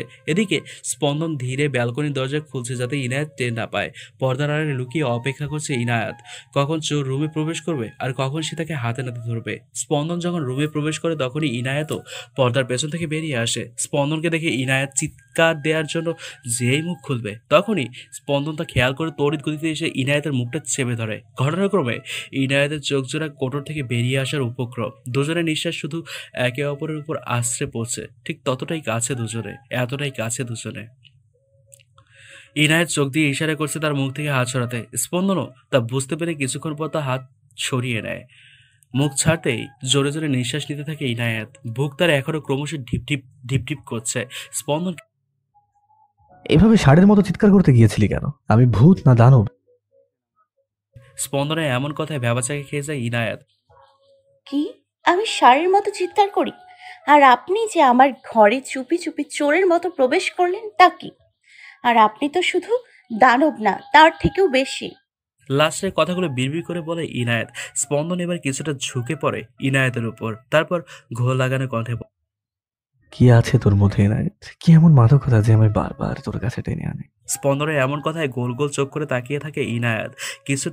কিছুই তাই মাথায় ঢুকছে না। কি বলছে এসব সে? নাকি আবারও ওসব ছাইপাশ গিরেছে? হঠাৎ স্পন্দনের হুঁশ ফিরতেই সে থমকে দাঁড়ায়। কি করতে যাচ্ছিল সে? না না, ইনায়েতকে এখনই সবটা জানতে দেয়া যাবে না। গলা খাকারি দিয়ে সোজা হয়ে দাঁড়ায় স্পন্দন। ইনায়েত এবার স্পন্দনের দিকে প্রশ্ন ছড়ে দেয়। এখন বলুন, এত রাতে আমার ঘরে আসার ইনায়েতের প্রশ্নের উত্তর না দিয়ে স্পন্দন বারান্দায় চলে যায়। মিনিট দুয়েক পর আবারও ফিরে আসে, হাত দুটো তার পেছনের দিকে। তা দেখে ইনায়েত তার ভ্রু দুটি কুঁচকে ফেলে আর ভাবে কি আছে পেছনে। স্পন্দন এবার ইনায়েতের সামনে এসে দাঁড়িয়ে পেছন থেকে দুটো প্যাকেট দেয়। সাথে সাথে ইনায়েতের মন খুশিতে ভরে উঠল, কেননা তার সামনে টেডি বিয়ার নিয়ে দাঁড়িয়ে আছে স্পন্দন, আর এক হাতে ডার্ক চকলেটের বক্স। আর এগুলোই সব থেকে পছন্দের তালিকায় ইনায়েতের। স্পন্দন ইনায়েতের দিকে সেগুলো বাড়িয়ে দিতেই তা নিয়ে নেয় ইনায়েত। মুখের কোণে ফুটে উঠেছে স্নিগ্ধ এক প্রাণবন্ত হাসি, আর স্পন্দন মুগ্ধ নয়নে তাকিয়ে আছে তার প্রেয়সীর হাসির দিকে। I love you Inayat. এটা বলেই ভরা কফি শপে জড়িয়ে ধরলো আদ্র ইনায়েতকে। ইনায়েত হতভম্ব হয়ে দাঁড়িয়ে আছে, কি হচ্ছে এসব তার সাথে। আজ সকালে ভার্সিটি শেষে এক প্রকার জোর করে নিয়ে আসে আদ্র ইনায়েতকে। কয়েকদিনেই তাদের মধ্যকার বন্ডিংটাও ভালো হয়ে গিয়েছে, কিন্তু আদ্র সরাসরি এভাবে ইনায়েতকে এসব বলে দেবে তা কখনো কল্পনাও করেনি সে। নিজেকে ছাড়িয়ে রূপ এসব কোন ধরনের কথা আদ্র? আমি তোমাকে ভালোবাসি ইনায়েত, আর এতে দোষের কি আছে? Please try to understand. এ হতে পারে না স্যার। এটুকু বলেই কফি শপ থেকে বেরিয়ে পড়ে ইনায়েত। এদিকে স্পন্দনের ফোনে টুং করে মেসেজ আসে। এতক্ষণ সে আয়নের সাথে বসে বসে আড্ডা দিচ্ছিল। মেসেজ থেকে মুহূর্তেই চোয়াল শক্ত হয়ে আসে স্পন্দনের, হাত মুষ্টিবদ্ধ করে নেয় রাগে, চোখ যেন লাল বর্ণ ধারণ করেছে। আদ্র পকেট থেকে ফোনটা বের করে, বেচারা স্পন্দন, তোমার আর ইনায়েতের মাঝে যে প্রাচীর গড়ে উঠেছে তাকে আমি দেয়াল বানিয়ে দেব, ঠিক এতটাই গভীর যে তা বিচ্ছেদ রূপ নিবে। আর ইনায়েত, তুমি তো শুধু আমারই হবে, শুধু আমারই। এদিকে রাস্তায় হাঁটছে আর আদ্রের বলা কথাগুলো বারবার চিন্তা করছে ইনায়েত। চোখ বন্ধ করে ভালোবাসি কথাটা তৎক্ষণাৎ সে চোখ খুলে ফেললো ইনায়েত। একই দেখলো সে। বাসায় আসতেই কিছুটা চমকে ওঠে, কেননা তার বাসায় সবাই গম্ভীর মুখে বসে আছে। ক্লান্ত শরীরে নিজের রুমের দিকে পা বাড়ায় সে। রুমের সামনে যেতে কেউ হ্যাঁচকা টান মেরে দেয়ালের সাথে চেপে ধরে থাকে। আকস্মিক ঘটনার জন্য বাকরুদ্ধ হয়ে গেছে ইনায়েত। চোখ দুটো ছানা বড় হয়ে দাঁড়িয়েছে। তা থেকে কয়েক সেন্টিমিটার দূরে দাঁড়িয়ে আছে স্পন্দন। স্পন্দনকে দেখা মাত্র বুকটা ধক করে ওঠে তার, কেননা স্পন্দনের চেহারাটা বিধ্বস্ত, চুলগুলো এলোমেলো, শার্টটারও একই অবস্থা। চেহারায় স্পষ্ট রাগের আভাস। কি হয়েছে তার? স্পন্দনের নিঃশ্বাস আশ্রে পড়ছে ইনায়েতের মুখ বরাবর। স্পন্দন রাগী গলায় বলে ওঠে, অনেকবার বেড়েছিস তাই না? চেনা নেই জানা নেই যার তার সাথে হ্যান্ডশেক করিস, গাড়িতে করে বাসায় আসিস, এমনকি তার সাথে কফি শপেও গিয়েছিস। ওই আদ্র তোকে জড়িয়ে ধরেছিল তাই না? আর কি যেন বলেছিল? হ্যাঁ, ও তোকে ভালোবাসে তাই না? Just wait and see. স্পন্দনের বলা কথাগুলো শুনে ভয়ে রুহ কেঁপে উঠল ইনায়েতের। সে কি করে জানলো এসব? আর স্পন্দন, আমি এনায়েতকে বিয়ে করতে চাই, আর সেটা এক্ষুনি। উপস্থিত সকলের সামনে নির্বিকারভাবে কথাটা বলল স্পন্দন। স্পন্দনের কথা সবচেয়ে বেশি যে অবাক হয়েছে সে হলো ইনায়েত। বিয়ে! স্পন্দনের সঙ্গে তার বিয়ে! ভাবতেই কেমন যেন অদ্ভুত শিহরণ বয়ে যাচ্ছে তার পুরো শরীর বেয়ে। স্পন্দনের কথায় হুঁশ ফিরে তার। তোমাদের কি কোনো রকম আপত্তি রয়েছে বিয়েতে? আরে না না, আমরা তো ভীষণ খুশি। তবে স্পন্দন, এভাবে হুট করে বিয়ের ব্যাপারটা কেমন যেন হবে না? সমস্যা নেই, আমি তো ম্যানেজ করে নেবো। এর মাঝে ইনায়েত বলে ওঠে, কিন্তু আমি তার আগেই চোখ গরম করে তাকালো স্পন্দন। সাথে সাথে চুপসে যায় ইনায়েত। স্পন্দন আসছি বলে ইনায়েতের হাত ধরে টেনে ছাদের দিকে নিয়ে যায়। এদিকে বড়রা কথা বলতে বলতে ব্যস্ত হয়ে পড়ে। ছাদের ভেতর প্রবেশ করতে দরজা ছিটকানি লাগিয়ে দেয় স্পন্দন, আর ইনায়েত ভয়ে ভয়ে পেছনের দিকে যাচ্ছে। এখন বল, কি যেন বলছিলি তুই? কিন্তু আমি কি বল? ইনায়েত হালকা গলা ভিজিয়ে বলে, আসলে বলছিলাম কি স্পন্দন ভাই, আপনি আমায় হঠাৎ বিয়ে করতে চাচ্ছেন কেন? আর আপনি তো আমায় পুরো কথা শেষ করার আগে স্পন্দন ইনায়েতের বাহু জোড়া ধরে বলে, কি বললি আবার বল? আমি তোকে কেন বিয়ে করছি? Because I love you, damn it. স্পন্দনের বলা বাক্যগুলো বারংবার কানে বাজছে ইনায়েতের। এখনো থম মেরে সেখানে দাঁড়িয়ে আছে। কি বললো তাকে স্পন্দন? বলুন মা, কবুল। কাজী সাহেবের কথায় মিশ্র অনুভূতির এসে জড়ো হয় ইনায়েতের মনে। বিয়ে, এই দুই অক্ষরের শব্দটার মাঝে লুকিয়ে আছে হাজারো প্রতিশ্রুতি। কবুল বলা আর কাবির নামায় স্বাক্ষর করার মাধ্যমেই দুটি আত্মা বিয়ে নামক পবিত্র বন্ধনে আবদ্ধ হয়, আর শুরু হয় নতুন করে পথ চলা। সূচনা করে জীবনের নতুন আরেকটি অধ্যায়ের। লজ্জামাখা মুখ নিয়ে মাথা নিচু করে বলে ওঠে ইনায়েত, কবুল। সাথে সাথে সবাই আলহামদুলিল্লাহ বলে ওঠে। খুব ঘটাঘটি পরিবারের মধ্যে আর দু একজন ফ্রেন্ড নিয়ে ইনায়েত আর স্পন্দনের বিয়েটা সম্পন্ন হলো। ভাবতেই অবাক লাগছে, এখন ইনায়েত স্পন্দনের স্ত্রী, তার অর্ধাঙ্গী। স্পন্দনের প্রতি সবটুকু অধিকার রয়েছে ইনায়াতের। বাসর ঘরে চুপটি করে বসে আছে ইনায়াত। মনের মধ্যে নানা রকম চিন্তা ভাবনা ঘুরপাক খাচ্ছে, সাথে ভয়ও লাগছে। স্পন্দন কি আজও ধমকাবে নাকি? এটা তো শিওর যে বিয়েটা স্পন্দন কোনো একটা কারণে হুট করেই করেছে, কিন্তু সেই কারণটা কি? আদ্র। এদিকে আদ্র একের পর এক ওয়াইনের বোতল মেঝেতে ছুঁড়ে ফেলছে। লাস্টের একটা বোতল রুমে থাকা বড় আয়নাটায় ছুঁড়ে মারতে সেটা চুরচুর করে ভেঙে পড়লো। মেঝেতে ছড়িয়ে ছিটিয়ে থাকা আয়নার টুকরোগুলোর মধ্যে আদ্রের হিংস্র চেহারাটা ভেসে উঠেছে। না না, এ হতে পারে না। ওই স্পন্দন আবারও আমার প্ল্যান ফ্লপ করে দিল। আর ইনায়েত, তোমাকে তো আমি আমার করেই ছাড়বো, যে করেই হোক। আর স্পন্দন, তোমার জন্য আমি আমার পাওয়ার হারিয়েছি। তোমার আসল চেহারাটাও আমি সবার সামনে এনে ছাড়বো। রাত প্রায় 1টা বাজে। ঘুমু ঘুমু ভাবে বারবার ঢুলে পড়ছে ইনায়েত। একটু পর খট করে দরজা খোলা আওয়াজ পেতে মস্তিষ্ক তার আপনা আপনি সজাগ হয়ে যায়। স্পন্দন রুমে প্রবেশ করে ইনায়েতের দিকে নজর দিতে ভ্রুদুটি কুঁচকে নেয়। তারপর সামনে যে কি রে, তুই এখনো ফ্রেশ না হয়ে এখানে বসে বসে ঘুমে ঢুলছিস কেন? যাও ফ্রেশ হয়ে। স্পন্দনের কথায় ভেবাচাকে খেয়ে যায় ইনায়েত। ব্যাটা খুবই শালা, আনরোম্যান্টিক খরগোশের বাচ্চা। মনে মনে গালি দিতে থাকে ইনায়েত। চোখ দুটি ছোট ছোট করে বলে ওঠে, আমি কি ইচ্ছে করে বসে আছি নাকি? ওটা তো শুধু মা আর নিধি বলেছিল তাই। স্পন্দন এবার খাটের উপর বসে পড়ল। তার কি বলেছে মা নিধি? আমাকে একটু বল, আমিও একটু শুনি। ইনায়েত মুখ বাঁকিয়ে উঠে ওয়াশরুমের দিকে পা বাড়ায়। রাতের টিমটিমে আলো জানালা ভেদ করে ব্যালকনির মেঝেতে এসে পড়েছে।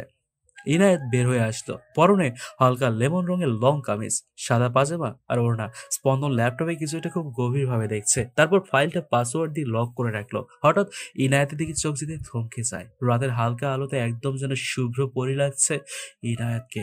এটা খেয়াল করে ইনায়েত কিছুটা অস্বস্তিতে পড়ে যায়। পরিস্থিতি স্বাভাবিক করতে গলা খাকারি দিয়ে ওঠে সে। আর তা শুনে স্পন্দনেরও হুঁশ ফিরে। ইনায়েত আসতেই স্পন্দন বলে, নে এবার ঘুমিয়ে পড়, অনেক রাত হয়েছে তো। আপনি ঘুমাবেন না? আমার একটু কাজ আছে, আমি একটু পরে ঘুমাবো, তুই ঘুমা। আমিও ঘুমাবো না। স্পন্দন এবার একটু সামনে এগিয়ে যায় ইনায়েতের দিকে। চোখে মুখে দুষ্টুমির ভাব এনে বলে, কেন, অন্য কিছু করার মতলব আছে নাকি? স্পন্দনের কথার অর্থ বোঝা মাত্রই লজ্জায় মিয়ে পড়ল ইনায়েত। মনে মনে বলল, এই লোকটার মুখে কিচ্ছু আটকায় না নাকি? উফ, মুখের উপর সবকিছু বলে দেয়। কিছু একটা ভেবে ফট করে বলে দেয়, গান শোনাবেন? হঠাৎ গান শোনানোর আবদারে কি বলবে খুঁজে পায় না স্পন্দন। আমি খালি গলায় গান পারি না তো। কেন কেন? আপনার সেই গিটারে টুংটাং শব্দ তুলবেন আর গান গাইবেন, ঠিক যেমন মাঝরাতে হুঠাৎ সুর তোলেন। লাস্টের কথাটা বলে থতমত খেয়ে গেল ইনায়াত। না না, এটা কি করলাম আমি? এখন যদি জিজ্ঞেস করে যে আমি চুপি চুপি মাঝরাতে তার গান শুনি, তখন কি হবে? আমি কি বলবো এখন? এদিকে স্পন্দন গোল গোল চোখে তাকিয়ে আছে ইনায়েতের দিকে। তুই কি করে জানলি যে আমি মাঝরাতে হুটহাট গান ধরি? বাইনি চান্স তুই কি চুপি চুপি আমার গান শুনবি? যেটা ভয় পাচ্ছিল সেটাই হলো। কি বলবো এখন ইনায়েত? কি বলবে? যদি ধমক দিয়ে বসে তখন? কিছুটা আমতামতা করে বলে, দু একবার শুনেছি। রাতের আকাশের দিকে পলকহীন ভাবে তাকিয়ে আছে নিধি। জীবনটা সত্যি অদ্ভুত। আচ্ছা, তার আর আয়ানের সম্পর্কটা স্বাভাবিকভাবে থাকলেও পারতো, তবে বিচ্ছেদ কেন হলো? এখন কি আর চাইলেই খুব সহজে তাকে আবারও মেনে নিতে পারবে? আজকেও বিয়ের অনুষ্ঠানের ফাঁকে হঠাৎ করে আয়ান নিধির সামনে এসে দাঁড়ায়। তারপর সবার থেকে আড়াল করে নিয়ে যায় নিধিকে। প্লিজ নিধি, আমাকে এভাবে আর কষ্ট দিও না। আমাকে তিলে তিলে শেষ করে দিও না। আমি জানি আমি ভুল করেছি, কিন্তু একটিবার সুযোগ দাও। কোনোদিন কোনো কষ্ট দেব না, কখনো অভিযোগ তুলতে পারবে না। নিধি এবার ক্রুদ্ধ কণ্ঠে বলে ওঠে, এতটাই যখন ভালোবেসেছিলেন, তাহলে সেদিন আমার আর আমার তোমার প্রতি ভালোবাসাটাকে প্রত্যাখ্যানিত হতে হয়েছিল কেন? আমি তো তোমার যোগ্য ছিলাম না। তবে আজ কেন এসেছো আমায়? আয়ানকে আর কিছু বলতে না দিয়ে সেখান থেকে চলে আসে নিধি। কিন্তু মনটা তার ক্ষতবিক্ষত হয়ে যাচ্ছিল। তা কিভাবে বোঝাবে সে? হাতে গিটার নিয়ে ব্যালকনিতে বসে পড়ে স্পন্দন। সামনে বসে অধীর আগ্রহে অপেক্ষা করছে ইনায়াত।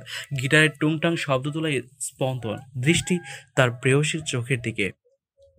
দেখি দেখি জ্বালা বুকের মাঝে, এ প্রেমের ফাগুনে গলে যাই মন মোমের মতো, হৃদয়ের আগুনে বুকে যন্ত্রণা নেই সান্ত্বনা, তো আশা কি থামে? সে স্বপ্ন যে পেল মন খুঁজে, তবু তোমারই নামে প্রেম আমার, ও প্রেম আমার, প্রেমামা প্রেমামা। গান শেষ হতেই স্পন্দন খেয়াল করে ইনায়েত ঘুমিয়ে পড়েছে। তা দেখে মুচকি হাসি হেসে দেয় সে। সকালবেলার মিষ্টি রোদের সোনালি আলোর ঝলকানি চোখে পড়তে মিটমিট করে তাকায় ইনায়াত। চোখ খুলে খেয়াল করে সে বিছানায় শোয়া, কিন্তু যেটুকু মনে পড়ছে খুব সম্ভবত সে গতকাল রাতে ব্যালকনিতে বসে বসে স্পন্দনের গলায় গান শুনছিল আর তার মাঝেই ঘুমিয়ে পড়েছিল। তবে কি স্পন্দনে তাকে নিয়ে এসছে? ভাবতেই একরাশ লজ্জায় সে ভিড় জমায়। শাওয়ার শেষ করে ওয়াশরুম থেকে বের হয় স্পন্দন। স্পন্দনের দিকে চোখ যেতেই ইনায়েতের চোখ যেন চড়ক গাছ, খালি গায়ে বিন্দু বিন্দু পানি জমে আছে। ফর্সা শরীরে যেগুলো দেখতে একদম মুক্তোর মতো মনে হচ্ছে। ভেজা চুলগুলো কপালের সাথে লেপ্টে রয়েছে, যার কারণে সবচেয়ে আকর্ষণীয় লাগছে। আমাকে দেখা শেষ হলে বা নিজে ফ্রেশ হয়ে এসো, অবশ্য দেখতেই পারিস আফটারঅল সব মেয়েদের ক্রাশ আমি। কথাটা একটু ভাব নিয়ে বললো স্পন্দন, আর এদিকে ইনায়েত পারে না নিজের মাথার চুল নিজে ছিঁড়ে ফেলতে। তোর হয়েছেটা কি ইনায়েত? যখন তখন ড্যাপ ড্যাপ করে এই খবিশ ব্যাটার দিকে তাকিয়ে থাকিস। আর আমারই দোষটা কোথায়? এমন ভাবে আমার সামনে এসে দাঁড়ালে তো চোখ যাবেই। আর এনার কথা তো বাদই দিলাম, সময় পেলেই লজ্জায় ফেলে দেয় আমাকে। কথাগুলো বিড়বিড় করতে করতে ওয়াশরুমে চলে যায় ইনায়াত। ডাইনিং টেবিলে বসে বসে সবাই নাস্তা করছে। স্পন্দনের মা মিসেস সাবিনার সযত্নে ইনায়াতের প্লেটে খাবার তুলে দিচ্ছেন। নাস্তা করার এক পর্যায়ে স্পন্দন বলে, এনায়া তাড়াতাড়ি খেয়ে রেডি হয়ে নাও ভার্সিটির জন্য। এবার মিসেস সাবিনা খেতে খেতে বলে ওঠেন, আহা স্পন্দন, মেয়েটার তো রেস্টের প্রয়োজন। একদিনে এত দৌড়ঝাঁপ, ওর উপর তো প্রেশার পড়েছে। ওকে বরং দুদিন রেস্ট নিতে দাও, পরে না হয় নিধির কাছ থেকে নোটসগুলো নিয়ে নেবে। না না ফুপি, আবার কোনো সমস্যা নেই, আমি যেতে পারবো। তা তো ভালো কথা, কিন্তু তুমি এখনো ফুপি বলো কেন? এখন থেকে স্পন্দনের মতো তুমিও আমায় মা বলে ডাকবে, মনে থাকবে? কথাগুলো মিসেস সাবিনা ইনায়াতের মাথায় হাত বুলাতে বুলাতে বলেন। ইনায়াতও মাথা নাড়িয়ে সম্মতি জানায়। গাড়ির ড্রাইভিং সিটে বসে ড্রাইভ করছে স্পন্দন, আর তার পাশের সিটে বসে আছে ইনায়াত। ড্রাইভিং এর মাঝে হঠাৎ ইনায়াত প্রশ্ন করে বসে, স্পন্দন ভাই, আপনি কিন্তু এখন আমায় বললেন না যে আপনি কিভাবে ওই আদ্র স্যার আর আমার কথাগুলো জানলেন। স্পন্দন দাঁতের দাঁত চেপে বলে ওঠে, এই মেয়ে, এই তোমার সমস্যাটা কি? খালি ভাই ভাই করো। আমি কি তোমার মায়ের পেটের ভাই লাগে? আর সব থেকে বড় কথা, নিজের হাজবেন্ডকে কেউ ভাই বলে নাকি? ইনায়েত মুখ ফুলিয়ে বলে ওঠে, আমি তো ছোটবেলা থেকেই আপনাকে ভাই বলে এসছি, আমার কি দোষ? স্পন্দন এবার কিছুটা গম্ভীর কণ্ঠে বলল, তোর এইসব নিয়ে মাথা ঘামানো দরকার নেই। কথাটা বলে রহস্যময় হাসি দেয় স্পন্দন। ভার্সিটির উত্তর দিকে ছোট্ট একটা লেকের পাড় রয়েছে, আর তার পাশেই দু একটা বেঞ্চ। সেখানে বসে বহিয়ান স্রোতের দিকে আনমনে তাকিয়ে রয়েছে নিধি। ফোনে কল আসতে চমকে ওঠে সে। খেয়াল করে দেখে আননোন নম্বর থেকে পরপর 12টা মিসড কল এসেছে। এতবার কল আসে চিন্তায় পড়ে যায় নিধি। লাস্ট কল আসার সাথে সাথে সে রিসিভ করে অপর পাশের ব্যক্তি যা বলে তার শুনে ফোনটা হাত থেকে পড়ে যায় তার। চোখের কোণে জল জমা শুরু করে দেয়, মুখ দিয়ে শুধু অস্পষ্ট স্বরে বেরিয়ে আসে, আয়ান। হসপিটালের করিডোরে দাঁড়িয়ে আছে নিধি। অস্থির হয়ে পায়চারি করছে সে। একটু পর ডক্টর বেরিয়ে আসে আর বলে ওঠে, এখানে পেশেন্টের বাড়ির লোককে। নিধি কোনো কিছু না ভেবে এগিয়ে যায়, বলে ওঠে, আমি ডক্টর। আয়ান কেমন আছে? ওর কিছু হয়নি তো? সিরিয়াস কিছু নাই, তবে অ্যাক্সিডেন্টের কারণে শরীরে বেশ খানিকটা রক্ত বেরিয়ে গিয়েছে। ওনার এখন ইমিডিয়েটলি রক্ত লাগবে। এখনই এবি নেগেটিভ রক্ত কার? আমাদের সাথে আসুন। ডক্টর, আমার ব্লাড গ্রুপ এবি নেগেটিভ, আমায় নিয়ে চলুন।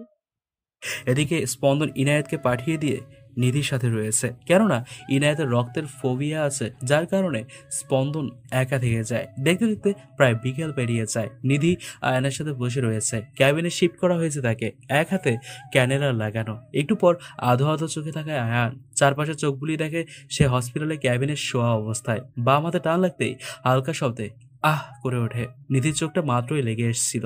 হঠাৎ মৃদু শব্দ পেয়ে এক লাফে উঠে বসে সে। আয়নে হুঁশ ফিরতে দেখে তার কাছে গিয়ে তার হাতের উপর হাত রেখে বলে ওঠে, আপনি ঠিক আছেন? একটু সাবধানে থাকা যায় না নাকি? জানেন কতটা ভয় পেয়ে গিয়েছিলাম আমি। নিধির কান্নারত স্বর দেখে আয়ান তার ডান হাত আলতো করে নিধির গালে রাখে আর বলে ওঠে, এই নিধি পাখি, তাকাও আমার দিকে, দেখো কিছু হয়নি তো আমার। কান্না থামাও প্লিজ। নিধি এবার আয়ানের বুকে মাথা রেখে আনমনে বলে আসে, ভালোবাসি আয়ান, ভালোবাসি। আয়ানও এক হাতে নিধিকে জড়িয়ে ধরে বলে, আমিও ভালোবাসি নিধি পাখি। সন্ধ্যার দিকে বাসায় ফিরে স্পন্দন বাসার সবাই চিন্তিত হয়ে বসে আছে, যা দেখে স্পন্দনের মনে খটকা লাগলো। স্পন্দন আসতেই মিসেস সাবিনা ওকে গিয়ে বলে, স্পন্দন, ইনায়েত কোথায়? ও তো এখনো বাড়ি ফিরেনি। মায়ের মুখে এমন কথা শুনে আকাশ থেকে পড়ে স্পন্দন। কোথায় গিয়েছে ইনায়েত? কি হয়েছে তার? স্পন্দনের ফোনে তখনই রিং হয়। রিসিভ করে যা শোনে তাতে ধীরে ধীরে তার চল শক্ত হয়ে আসে, রাগে হাত মুঠো করে ফেলে। অন্ধকার অন্ধকার কোনো এক জায়গায় একটা চেয়ারে হাত পা বাঁধা অবস্থায় বসে আছে ইনায়েত। জায়গাটাকে মূলত গোডাউনই বলা যায়। চারপাশে শুধু সারি সারি বাক্স, শুধু একটা লাইট রয়েছে, তাও স্বল্প আলো। একটু পর খট করে দরজা খোলার শব্দ হয়। কেউ একজন সিটি বাজাতে বাজাতে প্রবেশ করে। দিশেহারা হয়ে ড্রাইভ করছে স্পন্দন, চুলগুলো এলোমেলো। কয়েক মুহূর্তের মধ্যে চেহারাটা বিধ্বস্ত হয়ে গিয়েছে। মনের ভিতর শুধু একটা কথাই বারবার চলছে, কোথায় তুই ইনায়েত? চিন্তা করিস না, আমি তো স্পন্দন তোকে ঠিকই খুঁজে বের করবে। চোখের ওপর পানির ছিটা পড়তে কিছুটা নড়ে চড়ে বসে ইনায়েত আধো আধো চোখে তাকিয়ে দেখে বর্তমানে সে কোথায় রয়েছে। না, তেমন কোনো লাভ হলো না, কিন্তু পর মুহূর্তের সামনে যাকে দেখলো তাতে যেন বাগরুদ্ধ হয়ে গেছে ইনায়েত। মৃদু আলোতে আদ্রের হিংস্র মুখটা ভেসে উঠছে। কম্পনত কণ্ঠে বলে ওঠে সে, আদ্র স্যার, আপনি? ইয়া, ইনায়েত, ব্লেভস, আমি দ্য গ্রেট এডি ওরফে আদ্র জুহাইয়ের। এসবের মানে কি? আমাকে এভাবে এখানে তুলে নিয়ে এসেছেন কেন? আরে কুল ডাউন, এত হাইপার হলে হয় নাকি? আদ্র এবার কিছুটা ইনায়েতের দিকে ঝুঁকে যায়। ইনায়েতের চোখে চোখ রেখে বলে, আমি তোমাকে কেন নিয়ে এসেছি জানো? আমার তোমাকে চাই, সেটা যদি এক রাতের জন্য হয় তবুও চলবে, বাট আই নিড ইউ। আদ্রের কথার অর্থ বুঝতে পেরে ঘৃণায় মুখ ফিরিয়ে নেয় ইনায়েত। মনে মনে পড়ে, স্পন্দন, কোথায় আপনি? প্লিজ তাড়াতাড়ি আসুন, এই শয়তানের হাত থেকে আমায় রক্ষা করুন। সন্ধ্যার দিকে বাড়ি ফিরতেই মাঝ রাস্তায় হঠাৎ একটা কালো রঙের মাইক্রোবাস এসে থামে ইনায়েতের সামনে। কোনো কিছু বুঝে ওঠার আগেই কেউ একজন তার মুখ বরাবর স্প্রে করে। তারপরেই ধীরে ধীরে শরীর ও চোখ অসাড় হয়ে আসে তার। এরপর আর কিচ্ছু মনে নেই। বর্তমানে আদ্র বাঁকা এসে ইনায়েতের দিকে হাত এগোতে কেউ দরজাটা সজোরে ধাক্কা মেরে খুলে ফেলে। ইনায়েত যেন আশার আলো দেখতে পায়। স্পন্দনের আগমনে আদ্র একটা ডেভিল হাসি দেয়, তারপর বলে ওঠে, অবশেষে আপনার আগমন ঘটল মিস্টার স্পন্দন। ওপস, sorry, the great mafia king স্পন্দন চৌধুরী। আই এম রাইট স্পন্দন।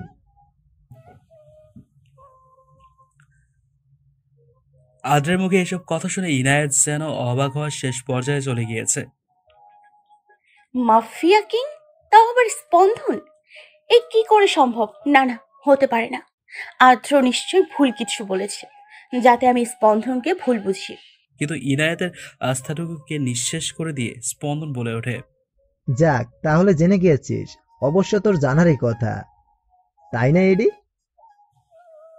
আদ্র এবার উচ্চ গলায় বলে, শুধু তোর জন্য, শুধুমাত্র তোর জন্য আমি সব হারিয়েছি। আমার মাফিয়ার পাওয়ার, রাজত্ব, সবকিছু তুই আমার কাছ থেকে সবকিছু কেড়ে নিয়েছিস। তোর জন্য আমাকে 5 বছর দেশের বাইরে পালিয়ে পালিয়ে থাকতে হয়েছে। আর তুই ভাবছিস আমি এত সহজে তোকে ছেড়ে দেব? নো মিস্টার স্পন্দন, নো। তুই আমার কাছ থেকে আমার পাওয়ার কেড়ে নিয়েছিস, আমিও তোর কাছ থেকে তোর সবচেয়ে প্রিয় জিনিস, তোর ইনায়েতকে কেড়ে নেব। এদিকে ইনায়েত নির্বাক শ্রোতা হয়ে বসে আছে। সে যে তার কান দুটোকে বিশ্বাস করতে পারছে না। সে তো কল্পনায় ভাবেনি স্পন্দন এসব কর্মকাণ্ডের ব্যাপারে। আচমকা আদ্র তার পকেট থেকে একটা ধারালো নাইফ বের করে ইনায়েতের গলা বরাবর ধরল। হঠাৎ করেই গলায় ছুরি ধরায় কিছুটা ভয় পেয়ে যায় ইনায়েত। ছুরিটা ধারালো হওয়ায় গলার সাথে ধরতেই সাইড থেকে কিছুটা অংশে কেটে যায় ইনায়েতের। সাথে সাথেই মৃদু শব্দে ইনায়েতের মুখ থেকে আহ শব্দ বেরিয়ে এলো, যা দেখে স্পন্দনের মাথায় রাগের আর তীব্র থেকে তীব্রতর হতে থাকে। ক্রুদ্ধ কণ্ঠে বলে ওঠে, আদ্র, হাউ ডেয়ার ইউ! তোর সাহস হয় কি করে ইনায়েতের গায়ে আঘাত করা? ছেড়ে দে, না হলে আমার থেকে খারাপ কেউ হবে না। সো স্যাড, তাই না স্পন্দন? দেখো এবার নিজের প্রিয় জিনিসটাকে তিলে তিলে শেষ হয়ে যেতে দেখো। আদ্রের কথায় হঠাৎ করে হো হো করে হেসে দেয় স্পন্দন। হঠাৎ এমন হাসির কারণ খুঁজে পায় না আদ্র। স্পন্দন এবার কিছুটা বাঁকা হেসে বলে ওঠে, আহা আদ্র, তুমি এখনো বোকায় রয়ে গেলে। তোমার কি মনে হয় তুমি আমার সামনে দাঁড়িয়ে আমার প্রেয়সীকে আমার কাছ থেকে কেড়ে নিতে পারবে? তাহলে তো আমি দ্য গ্রেট মাফিয়া কিং হতাম না। বাট তুমি সেই রহস্যটা জানার আগেই তোমাকে পৃথিবীর মায়া ত্যাগ করতে হবে। বলেই শার্টের পেছন থেকে গান বের করে পরপর 3টা গুলি শুট করে দেয় আদ্রকে। এদিকে রক্তের কয়েকটা ফোঁটা ছিটে পড়ে ইনায়েতের হাতে, যা দেখে আটকে উঠে সে। আজ আয়ানকে হসপিটাল থেকে রিলিজ দেওয়া হয়েছে। শরীরটা দুর্বল হওয়ার কারণে বাসায় গিয়ে প্রপার রেস্ট নিতে বলেছে ডক্টর। নিধিও আয়নের সঙ্গে তাকে বাসায় ড্রপ করে দিয়ে আসবে। গাড়িতে বসতেই নিধি আলতো করে মাথাটা আয়নার কাঁধে রাখে। আয়না তার হাতটা নিধির হাতের মুঠোয় নিয়ে নেয়, তারপর মৃদু স্বরে বলে ওঠে, নিধি পাখি। এতদিন পর আয়নার কণ্ঠে নিধি পাখি নামটা শুনে শিউরে ওঠে নিধি। মনের মধ্যে অদ্ভুত ভালো লাগা এসে জমা হয়। আলতো কণ্ঠে বলে, হুম। মাফ করে দিও আমায় নিধি পাখি, অনেক কষ্ট দিয়েছি তোমায়, ভালোবাসি নিধি পাখি। আমিও ভালোবাসি প্রিয়। আদ্র নিথর লাশটার সামনে নির্বাক হয়ে বসে আছে ইনায়েত। সে যেন অনুভূতিহীন। তারই সামনে স্পন্দন আদ্রকে মেরে ফেলতো। সে তো সবসময় এই খুনাখুনি থেকে 10 হাত দূরে থাকতো। তবে তবে আজ এসব কি? স্পন্দন এগিয়ে এসে ইনায়েতের গলায় কাটা জায়গায় হাত রাখতে ছিটকে সরে যায় ইনায়েত। স্পন্দন ভ্রু কুঁচকে তার দিকে তাকালে বলে ওঠে, আপনি আমায় ছোবেন না। আপনি আপনি একজন খুনি। আর আপনি তো একজন মাফিয়া। স্পন্দন খুব ভালো করে বুঝতে পেরেছে যে ইনায়েত এখনো শকের ভিতর রয়েছে, আর সেই ফোবিয়াও কিছুটা পড়েছে। ইনায়েতকে বারবার বোঝানোর পরও সে একই প্রলাপ বারবার বকে চলেছে। এক পর্যায়ে না পেরে স্পন্দন ইনায়ের ঠোঁট দুটো নিজ দখলে নিয়ে নেয়। আকস্মিক ঘটনায় ইনায়েত একদম বিড়াল ছানার মতো চুপটি মেরে যায়, আর চোখ দুটো আবেশে বন্ধ করে ফেলে। মিনিট 5 পর স্পন্দন ইনায়েতের ওষ্ঠদ্বয় ছেড়ে দেয়। এতক্ষণে ইনায়েত শান্ত হয়ে গিয়েছে। এদিকে ইনায়েত চুপ হয়ে গেলেও চোখ দিয়ে অনবরত টুকটুক করে জল গড়িয়ে পড়ছে। স্পন্দন আলতো করে তার হাতটা ইনায়েতের গালে রেখে বলে ওঠে, ইনায়েত। ইনায়েত কিছু না বলে সোজা হয়ে দাঁড়িয়ে যায়, আর কিছু না বলে বাইরের দিকে হাঁটা শুরু করে। স্পন্দন শুধু ইনায়েতে যাওয়ার পরে তাকে দীর্ঘশ্বাস ফেলে, কেননা সে খুব ভালো করেই জানে তার প্রেয়সীর মনে পাহাড় সমান অভিমান জমা হয়েছে, আর সেই অভিমান ভাঙতেও প্রচুর কাঠখড় পোড়াতে হবে। গাড়ি চলছে আপন গতিতে। বাইরের শোষ ঠান্ডা হাওয়া এসে ছুঁয়ে দিয়ে যাচ্ছে বারবার ইনায়েতকে, কিন্তু তার মধ্যে তেমন কোনো প্রতিক্রিয়া নেই। মুখটা গম্ভীর করে বসে আছে আনমনে। এদিকে স্পন্দন আর চোখে কিছুক্ষণ পরপর ইনায়েতের দিকে তাকাচ্ছে। তাকাতেই বুকটা মোচড় দিয়ে উঠল স্পন্দনের, কেননা তার প্রেয়সীর চেহারায় এক আকাশ কালো মেঘেরা জমা হয়ে এসেছে। বাড়িতে ফিরতেই রাত প্রায় 3টে বেজে যায়। বাড়ির সবাই হয়তো ঘুমিয়ে পড়েছে। মেইন দরজাটা আস্তে আস্তে করে খুলে স্পন্দন, মিসেস সাবিনা এবং মিসেস সাদাত অর্থাৎ স্পন্দনের বাবা সকলেই ঘরে চিন্তিত হয়ে বসে আছেন, অপেক্ষা করছেন স্পন্দন আর ইনায়েতের জন্য। মিসেস সাবিনা ওড়না দিয়ে চোখের জলগুলো আড়াল করে বলে ওঠে, ছেলেটা সেই কখন বেরিয়েছে, এখনো বাড়িতে ফেরার নামগন্ধ নেই। না জানি ইনায়েতকে আদৌ পেয়েছে কিনা। কি যে হচ্ছে। মিস্টার সাদাত ও তার স্ত্রীকে সান্ত্বনা দিচ্ছেন। এরই মাঝে পেছন থেকে স্পন্দন মা। স্পন্দনের গলা শুনতে পেছনে তাকান মিসেস সাবিনা। ক্লান্ত দেহে বিধ্বস্ত হয়ে দাঁড়িয়ে আছে স্পন্দন, আর তার পেছনে গুটিসুটি মেরে দাঁড়িয়ে আছে ইনায়াত। দুজনকে সাবধানে বাড়ি ফিরতে দেখে স্বস্তির নিঃশ্বাস ফেলেন মিসেস সাবিনা আর মিস্টার সাদাত। মিসেস সাবিনা গিয়ে ইনায়েতকে জড়িয়ে ধরলেন, মাথায় হাত বুলিয়ে দিতে দিতে বলেন, তুমি ঠিক আছো ইনায়েত? কিছু হয়নি তো তোমার? ইনায়েত ভাঙ্গা কণ্ঠে বলে ওঠে, কিছু হয়নি মা আমার। মুখে বললেও চোখে ভেসে উঠেছে বারংবার সেই ঘটনা, রক্তের দাগ। কাঁপা কাঁপা কণ্ঠে বলে উঠল সে, মা আপনাকে কিছু বলার ছিল। ইনায়েতের কথা শুনে স্পন্দন কিছুটা ভরকে যায়। মনে মনে ভাবতে থাকে যদি ইনায়েত সবটা বলে দেয় মাকে, তাহলে। মা আমি কিছুদিন আমার বাসায় যেতে চাই। কেন? কিছু কি হয়েছে তোমার আর স্পন্দনের মাঝে? ইনায়েত এক পলক স্পন্দনের দিকে তাকিয়ে বলে ওঠে, না না মা, তেমন কিছু নয়। আসলে কিছুদিন আমি একটু একা থাকতে চাই। স্পন্দন মনে মনে রাগ বসলেও মুখে কিছু প্রকাশ করলো না। হ্যাঁ, সে অনেক বড় একটা সত্যি লুকিয়েছে, তাই বলে কি তাকে ছেড়ে চলে যাওয়াটা কি খুব জরুরি? তাকে কিছু বলার সুযোগটা তো দেবে। সদ্য ভোরের আলো ফোটার পরপরই ইনায়েতের চোখের ঘুমটা ছুটে যায়। পাখিরাও কিচিরমিচির করা শুরু করে দিয়েছে। পাশে তাকিয়ে দেখে স্পন্দন ঘুমিয়ে রয়েছে। কি নিষ্পাপ লাগছে তাকে। ঘুমন্ত চেহারাটা বড্ড বেশি মায়াবী লাগছে। অথচ অথচ কে বলবে এই মানুষটার ভিতরে লুকিয়ে রয়েছে হাজারো রহস্য। 2 দিন পার হয়ে গিয়েছে। ইনায়েত সবার সাথে কথা বলে স্পন্দনকে কিছুটা এড়িয়ে চলে। সে কি করে পারলো এত বড় কথা তার থেকে লুকাতে? কফি শপে বসে আছে ইনায়েত, নিধি আর আয়ান।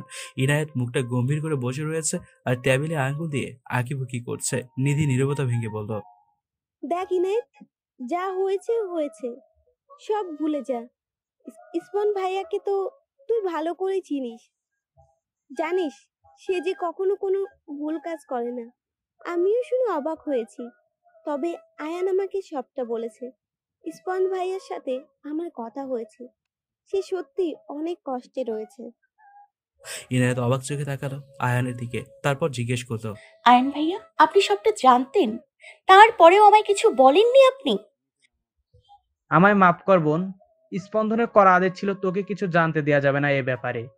ওর তোকে নিয়ে অনেক ইনসিকিউরিটি ছিল, আর এটা যদি তোর পড়াশোনায় এফেক্ট ফেলে, তাই ও তোকে কিছু জানতে দেয়নি। আর তুই রাগ করবি কিনা জানি না, আমিও মাফিয়া গ্যাং এর ভিতরে রয়েছি। এক কথায় বলতে পারিস স্পন্দনের ডান হাত। আর মাফিয়া বলতে যে শুধু খুনাখুনি করে এমনটা নয়, আর সে যে নিরীহ কোনো মানুষকে খুন করে এমনটাও নয়। যারা এ সমাজের কিট মনে করে দেশের কোনো ইম্পর্টেন্ট প্রজেক্টের সুরক্ষা ইত্যাদি কাজ করে স্পন্দন, যাকে এক কথায় বলে হিডেন মাফিয়া। ইনায়েতের মাথা যেন ঝিমঝিম করছে। একের পর এক রহস্য তার সামনে এসে জড়ো হচ্ছে। কি হচ্ছে এসব তার সাথে? রাতের মিটিমিটে আলোয় বেশ আলোকিত হয়ে রয়েছে চারিপাশ। চোখ যেন নির্ঘুম ইনায়েতের। রাত প্রায় 12টা বেজে গিয়েছে। একটু পর স্পন্দন ব্যালকনি দিয়ে নিঃশব্দে ঢুকে পড়ে। রুমে এসে দেখে ইনায়েত চুপটি করে খাটের এক প্রান্তে গুটিসুটি মারে বসে আছে। কাঁধে কারো স্পর্শ পেয়ে চমকে ওঠে ইনায়েত। পেছনে ঘুরে দেখে স্পন্দন দাঁড়িয়ে রয়েছে। কয়েকদিনের তফাতে যেন স্পন্দন পুরোটাই বদলে গিয়েছে। চুলগুলো বড় বড় হয়ে গেছে। ইনায়েতের সামনে হাঁটু গেড়ে বসে পড়ে স্পন্দন। তার কোলে মাথা রেখে কয়েক ফোঁটা চোখের জল ফেলে। এদিকে ইনায়েত হালকা শিউরে ওঠে স্পন্দনের স্পর্শ পেয়ে। ইনায়েতের কোলে মাথা রেখেই বিড়বিড় করে বলে ওঠে স্পন্দন, প্লিজ আমাকে আর কষ্ট দিস না, আমাকে তোর থেকে দূরে সরিয়ে দিস না এনায়েত। ভীষণ কষ্ট হয় তোকে ছাড়া থাকতে। স্পন্দনের মুখে এমন কথাবার্তা শুনে মনের ভেতর ঝড় বয়ে যাচ্ছে ইনায়েতের। সে কি পারবে আবার স্পন্দনকে ফিরিয়ে নিতে? রুমটা বিভিন্ন ক্যান্ডেল দিয়ে সাজানো হয়েছে। ক্যান্ডেলের চারপাশে গোলাপের পাপড়ি ছিটানো। বাইরে ওয়েদারটাও আজ দারুণ।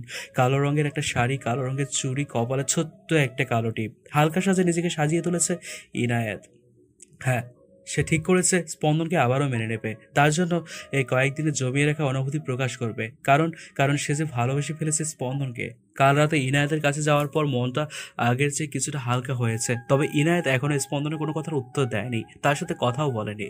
তাহলে কি তার প্রেয়সী তাকে কোনোদিনও ক্ষমা করবে না? এসব ভাবতে ভাবতেই স্পন্দন বাসায় প্রবেশ করে। নিজের ঘরটায় কেমন যেন শূন্যতা অনুভব হয় এখন। ইনায়েত নেই বলেই কি এমনটা হয়? রুমের দরজাটা খুলতেই অবাক হয়ে যায় স্পন্দন। অন্ধকার রুমটা ছোট্ট ছোট্ট ক্যান্ডেল দিয়ে আলোকিত করা। গোলাপ আর বেলি ফুলের সুবাসটাও এসে বারবার তার নাকে বাজছে। কে করছে এসব? কে করেছে? তাহলে কি ইনায়েত ফিরে এসছে? কথাগুলো আওড়াতে স্পন্দনের চোখ পড়ে ব্যালকনির দিকে। কালো শাড়ি পরিয়ে একটা মেয়ে দাঁড়িয়ে রয়েছে। খোলা লম্বা চুলগুলো বাতাসের সাথে যেন খেলা করছে। রাতের আবছা আলো তার জ্বলন্ত ক্যান্ডেলগুলোর আলোতে ইনায়েতকে যেন একদম স্নিগ্ধ আর আকর্ষণীয় লাগছে। স্পন্দন আর মনে বলে ফেলে, শ্যামাঙ্গিনী। ধীর পায়ে এগিয়ে যায় ইনায়েতের দিকে। কাঁধের উপর কারো চেনা পরিচিত নিঃশ্বাস আশ্রে পড়ায় শিউরে ওঠে ইনায়েত। স্পন্দন তার হাত দুটো এগিয়ে ইনায়েতের কোমরে রাখে। এদিকে ইনায়েত আবেশে চোখ বন্ধ করে নিঃশ্বাসের শব্দ শুনতে থাকে। স্পন্দন তার ঠোঁট যুগল এগিয়ে নিয়ে যায় ইনায়েতের কানের কাছে। ফিসফিসিয়ে বলে ওঠে, কে আছে এমন তোর মাঝে এনায়েত? কি এমন মাদকতা যে আমায় বারবার তোর প্রেমে নতুন করে ফেলতে বাধ্য করে? শাড়িতে আজ তোকে বড্ড বেশি মায়াবী লাগছে শ্যামাঙ্গিনী। শ্যামাঙ্গিনী। এই শ্যামাঙ্গিনী নামটা শুনে ইনায়েতের সর্বাঙ্গে এক অদ্ভুত শিহরণ বয়ে যায়। আজ তোকে খুব করে কাছে পেতে ইচ্ছে করছে এনায়েত, যেখানে থাকবে না কোনো বাধা, কোনো বারণ। দুজনের মাঝে থাকবে না কোনো দূরত্ব। হব মিলেমিশে দুজন একাকার। দেবে কি সেই অনুভূতি, মায়াবতী? কথাগুলো শুনে লজ্জায় মাটিতে মিশে যাওয়ার অবস্থা ইনায়েতের। গালগুলো লাল আভা ধারণ করেছে। কোনো কিছু না বলে পেছনে করে সেও স্পন্দনকে জড়িয়ে ধরে। স্পন্দনও তার উত্তর পেয়ে যায়। তাই সেও মুচকি হেসে ইনায়েতকে কোলে তুলে নেয় এবং রুমে প্রবেশ করে। অতঃপর রাত যত গভীর হতে থাকে, ভালোবাসার প্রজাপতি দুটো একসাথে মিশে যেতে থাকে। সকালের আলো চোখে পড়তে ঘুম ছেড়ে যায় ইনায়েতের। এতক্ষণ আষ্টে পৃষ্ঠে জড়িয়ে স্পন্দনের বুকে মাথা রেখে ঘুমাচ্ছিল সে। গত রাতের কথা মনে পড়তে লজ্জায় লাল হয়ে যায় সে। কিছুক্ষণ স্পন্দনের দিকে তাকিয়ে থাকে সে। তারপর তার গালের কোণে থাকা তিলটার উপর আঁকিবুকি করতে থাকে সে। চোখ দুটো বন্ধ রেখেই হঠাৎ খপ করে ইনায়েতের হাত ধরে ফেলল স্পন্দন। এতে কিছুটা হকচকিয়ে যায় ইনায়েত। তারপর মুখ ফুলিয়ে বলে ওঠে, আপনি জেগেছিলেন? তাহলে এতক্ষণ অযথা ঘুমানোর ভান ধরেছিলেন কেন? স্পন্দন ঘুরে ইনায়েতকে দু হাতে জড়িয়ে ধরে আর দুষ্টুমির ভাব নিয়ে বলে, যদি ঘুমানোর ভানটা না করতাম তাহলে জানতাম কি করে যে আমি ঘুমিয়ে থাকলাম আর ওরা লুকিয়ে লুকিয়ে আমায় আদর করে। ইনায়েত স্পন্দনের দুষ্টুমি বুঝতে পেরে স্পন্দনকে কিছুটা ধাক্কা দিয়ে উঠে চলে যায়। আর স্পন্দন ইনায়েতের যাওয়ার পানে চেয়ে হাসতে থাকে। সকালে নাস্তা সেরে একটু কাজে বের হয় স্পন্দন। বিকেলের দিকে বাড়ি ফিরে এক কাপ চা নিয়ে স্পন্দনের সামনে দাঁড়ায় ইনায়েত। তারপর বসতে বসতে বলে, আচ্ছা স্পন্দন, আপনি তো আমায় এটা বললেন না যে ওই দিন আদ্রের ডিয়ার আমাকে কিভাবে খুঁজে পেলেন? স্পন্দন এক পলক ইনায়েতের দিকে তাকিয়ে বলল, তোর আর গোয়েন্দাগিরি গেল না তাই না? আচ্ছা বলছি, ফ্ল্যাশব্যাক। তুই যখন আদ্র ডেরাই তখন আমি আমার লোকেদের কাজে লাগিয়ে দিই, অ্যান্ড কিছুক্ষণ পরেই এমন একটা ইনফরমেশন পাই তাতে তোকে পাওয়াটা সহজ হয়ে যায়। রিধিতাকে তো চিনিস, কোনোভাবে জানতে পারি রিধিতা আর আদ্রের মাঝে ডিপ রিলেশন রয়েছে। তো রিধিতার কাছে গেলে নিশ্চয়ই কোনো ক্লু পাওয়া যাবে। দেন রিধিতার আদ্র যে বাড়িতে থাকতো সেখানে যাই, আর রিধিতাকেও পাই। দেন সেখানে গিয়ে ওর কাছ থেকে ব্ল্যাকমেল করে সব ইনফরমেশন কালেক্ট করে ওর একটা বন্দোবস্ত করে ফেলি। দেন পরেরটা তো তুই জানিসই। ইনায়েত ব্রুকুসকে তাকিয়ে বলে, কেমন বন্দোবস্ত? কিছু জিনিস সিক্রেটই থাক, এমন গিনি। ইনায়েত মুখ ফুলিয়ে বসে থাকে। দেখতে দেখতে প্রায় 6 মাস কেটে গিয়েছে। স্পন্দন আর ইনায়েতের মাঝে সম্পর্কটা আগের চেয়ে অনেক ভালো হয়ে গিয়েছে। আজ নিধি আর আয়ানের বিয়ে। অবশেষে দুটো পরিবারের সম্মতিতে নিধি আর আয়ানের সম্পর্কটা বিয়েতে রূপ নিয়েছে। স্পন্দন আর ইনায়েতও এসেছে আজকে তাদের বিয়েতে। সকাল থেকেই কেমন যেন মাথাটা ঝিমঝিম করছে আর শরীরটাও দুর্বল লাগছে ইনায়েতের। অ্যাসিডিটি হয়েছে ভেবে আর কিছু জানায়নি স্পন্দনকে। বিদায়ের সময় নিধি পালাক্রমে এক এক জনকে ধরে কাঁদতে থাকে। ইনায়েতকে ধরে কাঁদার সময় ইনায়েত বলে ওঠে, এভাবে ফ্যাচ ফ্যাচ করে কাদা বাদ দে, না হলে একবার মেকআপ নষ্ট হয়ে গেলে আয়ান ভাই তোকে দেখে গাড়িতে বসে হার্ট অ্যাটাক করবে। উপস্থিত পরিস্থিতিতেও নিধি ফিক করে হেসে দিল। বেস্ট ফ্রেন্ড বুঝি এমনই হয়। অনুষ্ঠান শেষে বাড়ি ফিরতে মাথাটা আবারও চক্কর দিয়ে উঠল ইনায়েতের। এবার আর টাল সামলাতে না পেরে পরিচিতি নিলে স্পন্দন এসে তা খেয়াল করে আর দ্রুত গতিতে এগিয়ে এসে ইনায়েতকে ধরে ফেলে। ততক্ষণে ইনায়েত জ্ঞান হারিয়ে ফেলেছে। কয়েকবার গালের চাপড় মারলেও কোনো লাভ হলো না, কোনো লাভ হয় না। তাই দ্রুত স্পন্দন ইনায়েতকে কোলে নিয়ে বেডরুমে পা বাড়ায়। ডক্টর এসে ইনায়েতকে চেক আপ করছে। কিছুক্ষণ পর মিটমিট করে তাকালো ইনায়েত। আশেপাশে একবার চোখ বুলিয়ে নেয় সে। কিছুক্ষণ পর ডক্টর হাসি মুখে স্পন্দনকে উদ্দেশ্য করে বলেন, congratulation mister Spandan, you are going to be a father. Mrs Inayat is a pregnant. কথাটা শুনে ইনায়েতের খুঁজিতে চোখের কোণে জল চিকচিক করে উঠল। সে মা হবে। তার ভেতরে একটা ছোট্ট প্রাণ ধীরে ধীরে বেড়ে উঠবে। তার ভালোবাসায় স্পন্দনের চিহ্ন সেই ছোট্ট প্রাণ। ছোট্ট ছোট্ট তুলতুলে নরম হাতে তাকে ছুবে মা বলে ডাকবে। ভাবতেই ভালো লাগছে ইনায়েতের। এদিকে ডক্টর যাওয়ার পরই ইনায়েতের রুমে মিসেস সাবিনা, মিস্টার সাদাত, স্পন্দন সবাই চলে আসে। এত বড় খুশির খবর পেয়ে সকলেই খুশি। মিসেস সাবিনা কিছুক্ষণ ইনায়েতের পাশে বসে থেকে কিছু টিপস দিলেন। মিসেস সাবিনা আর মিস্টার সাদাত চলে যেতেই স্পন্দন এসে খাটের উপর বসে পড়ে। তারপর আলতো করে ইনায়েতের পেটের উপর নিজের মাথাটা রাখে স্পন্দন। এরপর কম্পোন্নত কণ্ঠে বলে ওঠে, এনায়েত শুনেছিস ডক্টর কি বললো? আমাদের ছোট্ট একটা বেবি হবে। আধো আধো গলায় আমাকে বাবা বলে ডাকবে, তোকে মা বলে ডাকবে। ইনায়েত মাথা নাড়িয়ে হ্যাঁ বোঝায়। অতঃপর স্পন্দন উঠে ইনায়েতের কপালে একটা ভালোবাসার পরশ এঁকে দিয়ে বলে, ভালোবাসি এনায়েত, ভীষণ ভালোবাসি। আমিও বাসি প্রিয়। দেখতে দেখতে আরো 6 মাস পেরিয়ে যায়। ইনায়েতের পেটটা আগের তুলনায় অনেকটাই বড় হয়েছে। শরীরটাও হালকা ফুলেছে। আয়নার সামনে দাঁড়িয়ে চুলে বিনুনি পাকাচ্ছে ইনায়েত। স্পন্দন রুমে আসতেই ইনায়েতের কাছে যায়। এরপর তার পেটের উপর হাত রেখে বলে, আমার বেবিটা কেমন আছে? মা সারাদিন খেয়াল রেখেছে তো? ইনায়েত মুখ ফুলিয়ে বলে ওঠে, সবাই পচে, সবাই বেবি খেয়াল রাখে, আমাকে তো কেউ পাত্তাই দেয় না, আদরও করে না, আমি মোটু হয়ে গেছি তাই। ইনায়েতের এমন বাচ্চামো দেখে হো হো করে হেসে ওঠে স্পন্দন। এরপর আদলে গলায় বলে ওঠে, কে বলেছে বেবির মাকে কেউ ভালোবাসে না? বেবির মাকে সব থেকে বেশি ভালোবাসি। আর কে বলেছে বেবির মা মোটু হয়ে গেছে? সে তো আগের তুলনায় আরো সুন্দরী আর গুলুমুলু হয়েছে। স্পন্দনের এমন কথা ইনায়েত না হেসে পারল না। সত্যি জীবনটা বড্ড সুখের, কিন্তু এ সুখে আবার কোনো গ্রহণ লেগে যাবে না তো? গধূলির লাল আভা ছড়িয়ে ছিটিয়ে আসছে পশ্চিম আকাশ জুড়ে, সাথে মৃদু শো শো হাওয়া। বিকেলটা উপভোগ করছে ইনায়েত ছাদে দাঁড়িয়ে। তার প্রেগনেন্সির 8 মাস চলছে। আজ কেন যেন ইনায়েতের মনটা আনচান আনচান করছে। কিছু কি হবে? আজান দেওয়ার আগেই সে নিজের দিকে পা বাড়ায়। মাঝের সিঁড়িটায় আসতে আচমকা বা পা পিছলে যায়। সাথে সাথে গড়িয়ে পড়ে সিঁড়ি জুড়ে সে। এই বুঝি জীবন শেষ। হসপিটালের অপারেশন থিয়েটারের সামনে নির্বাক হয়ে দাঁড়িয়ে রয়েছে স্পন্দন। কি থেকে কি হয়ে গেল? কাঁদতে কাঁদতে চোখের অবস্থা যেন বেহাল। তখনকার ঘটনা। সন্ধ্যার আগে বাড়ি ফিরে স্পন্দন মায়ের কাছে জিজ্ঞেস করতেই সে জানায় ইনায়েত ছাদে। তখনই মনের ভেতর কেমন যেন খটকা লাগে স্পন্দনে। সে এক মুহূর্ত দেরি না করে পা বাড়ায় ছাদের দিকে। মা সিঁড়িতে যেতেই আতকে ওঠে সে। ইনায়েতের রক্তাক্ত শরীরটা সিঁড়ির এক প্রান্তে পড়ে আছে। এক মুহূর্তের জন্য যে স্পন্দনের পুরো দুনিয়াটাই থমকে গিয়েছে। সে দৌড়ে ইনায়েতের কাছে যায় আর তার গালে হাত বুলিয়ে বলতে থাকে, এই ইনায়েত, কি হয়েছে তোর? প্লিজ চোখটা খুলে রাখ না, আমি এক্ষুনি তোকে হসপিটাল নিয়ে যাচ্ছি। প্লিজ ধৈর্য ধর। ইনায়েত শুধু আলতো কণ্ঠে বলে, আমার বাচ্চা। স্পন্দন আর দেরি করে না, ইনায়েতকে হসপিটালে নিয়ে আসে। সাথে ইনায়েত আর স্পন্দনের পুরো পরিবারে চলে আসে। ইনায়েতকে স্ট্রেচারে করে নিয়ে যাওয়ার সময় ইনায়েতের হাত স্পন্দন শক্ত করে ধরে রেখেছিল। ইনায়েত শুধু একটাই প্রলাপ বকে চলেছে। স্পন্দন প্লিজ, আমার বাচ্চাটার যাতে কিছু না হয়। আমার কিছু হয়ে গেলে বাচ্চাটাকে দেখে রেখো প্লিজ। কিচ্ছু হবে না, তোর আর আমার বাচ্চার কিচ্ছু হবে না, সব ঠিক হয়ে যাবে, একটু ধৈর্য ধর। বর্তমানে প্রায় 3.5 ঘন্টা পর ডক্টর ওটি থেকে বেরিয়ে আসে। ডক্টরের মুখটা দেখে ভয় পেয়েছে স্পন্দন, কেননা সে গম্ভীর মুখে বেরিয়ে এসছে। স্পন্দন এক প্রকার দৌড়ে ডক্টরের কাছে গিয়ে বলে ওঠে, ডক্টর, ইনায়েত কেমন আছে? আর আমার বেবি কেমন আছে? আপনার বেবি ঠিক আছে, তবে আপনার স্ত্রী আমার স্ত্রী কি হয়েছে ডক্টর? সে ঠিক আছে, তবে তার অপারেশনটা অনেক ক্রিটিক্যাল ছিল, তাই এখন থেকে কোনো মতে স্টেন্স দেওয়া যাবে না, আর প্রপারলি রেস্ট নিতে হবে। Thank you doctor, thank you so much. ইনায়েতকে ক্যাবিনে শিফট করা হয়েছে। কিছুক্ষণ পর স্পন্দন প্রবেশ করে ক্যাবিনে। ইনায়েতের জ্ঞান ফিরেছে ততক্ষণে বেডের পাশে দোলনার ছোট্ট বেবিটাকে রাখা হয়েছে। মিটমিট করে তাকাতেই ইনায়েত আশেপাশে তাকায়, খেয়াল করে হসপিটালের ক্যাবিনে সে শুয়ে রয়েছে। বিকেলের ঘটনা মনে পড়তেই পেটে তড়িৎ গতিতে হাত রাখে সে। তার বাচ্চা, সে কোথায়? পাশে তাকিয়ে দোলনাটার দিকে চোখ পড়তেই স্বস্তির নিঃশ্বাস ফেলে সে। স্পন্দন পেছনে ফিরে দেখে ইনায়েত এক দৃষ্টে দোলনাটার দিকে তাকিয়ে রয়েছে। সে পাশে গিয়ে আলতো করে ইনায়েতের হাতের উপর হাত রাখে, তারপর বলে ওঠে, কেমন লাগছে এখন? ভালো। আমাদের বেবি, সে কেমন আছে? আমাদের বেবি অনেক ভালো আছে। জানিস, আমাদের একটা ছোট্ট ইনায়েত হয়েছে, দেখতে পুরো তোর মতো মায়াবী।